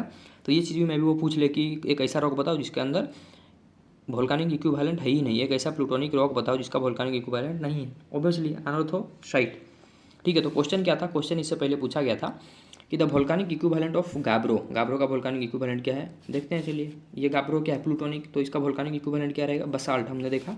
तो option triple I is correct. Rhyolite होगा क्या? नहीं, ये किसका है? ग्रानाइट का। डायोराइट होगा क्या? नहीं, ये तो खुद में ही प्लूटोनिक रॉक है, लेकिन हमें तो पूछ रहा है वोल्केनिक ना। और ये डायोराइट प्लूटोनिक रॉक है, इसका वोल्केनिक इक्विवेलेंट क्या था? अंडेसाइट। ये अंडेसाइट है, ये अनऑर्थोसाइट है, कन्फ्यूज मत होना। देन ये क्वेश्चन तो नहीं आया, मैं खुद से ये बनाया हूँ ताकि आपको थोड़ा सा हेल्प हो जाए कि किस तरीके से क्वेश्चन आ सकता है। अगर वो इसको घुमा कर भी पूछ सकते हैं, the plutonic equivalent of rhyolite. Rhyolite एक रॉक है जिसका प्लूटोनिक इक्विवेलेंट क्या है, मीन वो उन्होंने वोल्केनिक रॉक दे दिया, इसका प्लूटोनिक रॉक बताओ क्या है। ये देखिए, ये है रायोलाइट। तो रायोलाइट का क्या है? ग्रानाइट। तो ऑब्वियसली ग्रानाइट को ही हमें चूज करना है, समझ में आ रहा है ना। तो ये था इग्नियस के बारे में। इग्नियस का और एक कॉन्सेप्ट देख लेते हैं टेक्सचर के रिगार्डिंग, वो एग्जाम्पल पूछते हैं। तो क्या है वो टेक्सचर? होलो क्रिस्टलाइन। अब होलो क्रिस्टलाइन टेक्सचर क्या आप सभी को पता होगा। तो कौन सा रॉक में होलो क्रिस्टलाइन मतलब टेक्सचर देखने को मिलता है, वो ऑप्शन में दे देंगे 3-4 रॉक, उनमें से आपको चूज करना। तो ग्रानाइट, गैब्रो, साइनाइट, ये कुछ रॉक है जिसके अंदर ये टेक्सचर देखने को मिलता है। You get holohyaline texture in obsidian and pitchstone, these are rocks and these are textures, ठीक है।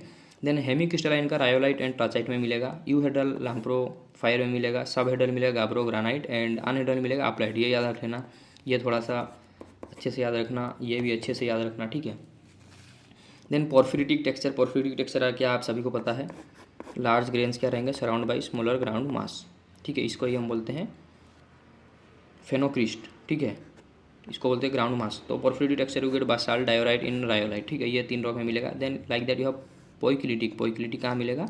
Diorite. Ophitic in dolerite you get, ठीक है, ये डायोराइट है, ये डोलेराइट है।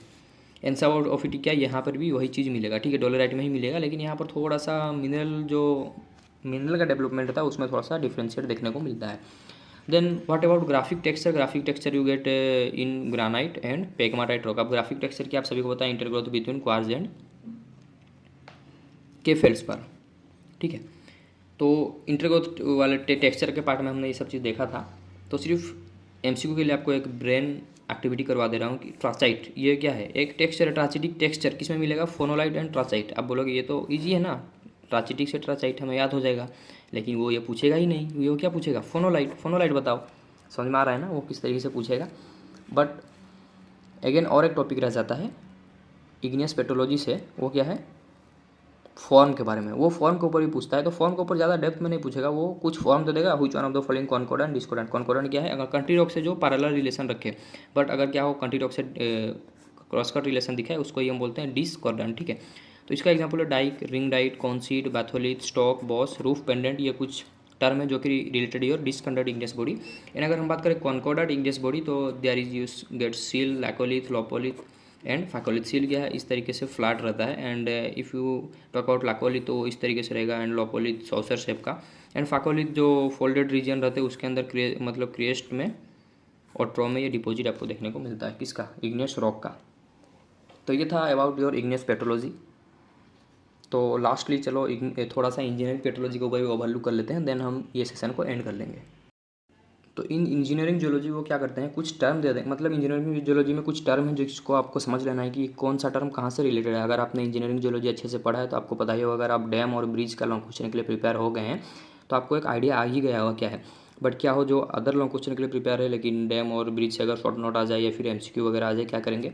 देखिए डैम में कुछ टर्म है जैसे आउटमेंट, ये टर्म है बेस। अब ये टर्म को एक्सप्लेन में नहीं करोगे, गैलरी, आपका मोबाइल वाला गैलरी नहीं है, डैम के अंदर एक रूम बना रहता है जिससे ऑपरेट करते हैं सब चीज़, ठीक है। Then heel, toe, cut off wall, spillway, sluiceway, crest, parapet wall, freeboard, maximum water level MWL भी बोलते हैं, ठीक है।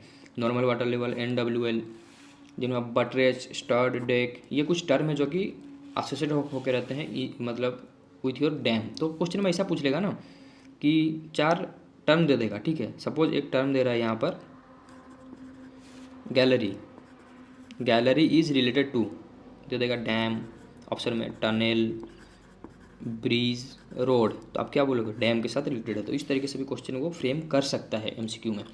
देन योर ये दो मतलब डैम के बारे में देख लेना क्योंकि ये बहुत फेमस 2 डैम है। हीराकुद डैम आप सभी को पता है, if you are belonging to Odisha, ठीक है। ये क्या है, एक अर्दन डैम है जो कि वर्ल्ड का लॉन्गेस्ट डैम है। कहाँ पर सिचुएटेड है, संबलपुर ओडिशा में, महानदी रिवर में, ठीक है। इसके ऊपर पूछ लेता है कि हीराकुद डैम मतलब किस रिवर के एक्रॉस बना है या फिर वो किस टाइप का डैम है, ठीक है। कोई किस रीजन में है वो, क्या संबलपुर में है, ऑप्शन में दे देगा संबलपुर, कोरापुट, कोलाहांडी, ठीक है। समझ में आ रहा है ना ये बात। देन और एक डैम है भाखरा नंगल डैम, ठीक है। इसके ऊपर भी थोड़ा सा देख लेना। भाखरा नंगल डैम कहाँ पर है, पंजाब में है, भाखरा विलेज ऑफ, ये यहाँ पर आर होगा, ठीक है, भाखरा विलेज ऑफ पंजाब। और वो क्या है, ग्रेविटी डैम है, बट यहाँ पर क्या था, अर्दन डैम। देन ये किस रिवर के एक्रॉस बना है, सतलेज, ठीक है। ये सब भी पूछ लेता है, ये क्वेश्चन भी आया है, ठीक है। आप देख लेना प्रीवियस ईयर के क्वेश्चन, और मैं क्वेश्चन नहीं बता रहा हूँ ताकि टाइम आपका वेस्ट ना हो ज़्यादा। तो इस तरीके से भी वो पूछता है कि भाखरा डैम मतलब किस रिवर के अलोंग बना था। मे भी नेक्स्ट ईयर आपको हीराकुद के बारे में पूछ ले या फिर किस टाइप का डैम है ये पूछ ले, तो इसके ऊपर थोड़ा सा देख लेना। Then after that you have bridge, bridge के साथ भी कुछ टर्म है, अबुटमेंट, पायर, स्पान, डेक, ठीक है। ये टर्म के साथ भी मतलब ये क्वेश्चन भी आया था कि पायर दे दिया था, pier is associated with, option में 3-4 ऑप्शन दिया था तो ब्रिज को आपको चूज करना था, ये क्वेश्चन भी था, आप चेकआउट कर लेना एक बार। देन चलो टनल को देख लेते हैं, देन हम अपना आज का सेशन एंड कर देंगे। तो टनल में भी कुछ टर्म है, फ्लोर, रूफ, ठीक है, रूफ को हम क्रोन बोलते हैं, स्प्रिंग लाइन, वॉल, ये कुछ टर्म है। यहाँ पर पेरीमीटर, पे लाइन वगैरह भी थोड़ा रहते हैं, पे लाइन, ठीक है। ये कुछ टर्म है जो कि टनल से रिलेटेड रहते हैं, इस तरीके से भी क्वेश्चन वो पूछ सकता है। तो आज के सेशन में बस इतना ही, और आई होप आपका प्रिपरेशन अच्छा ही चल रहा होगा और अच्छे से प्रिपरेशन को कीजिए, कल एग्ज़ाम बहुत अच्छे से दीजिए, and all the best for your exam, and thank you.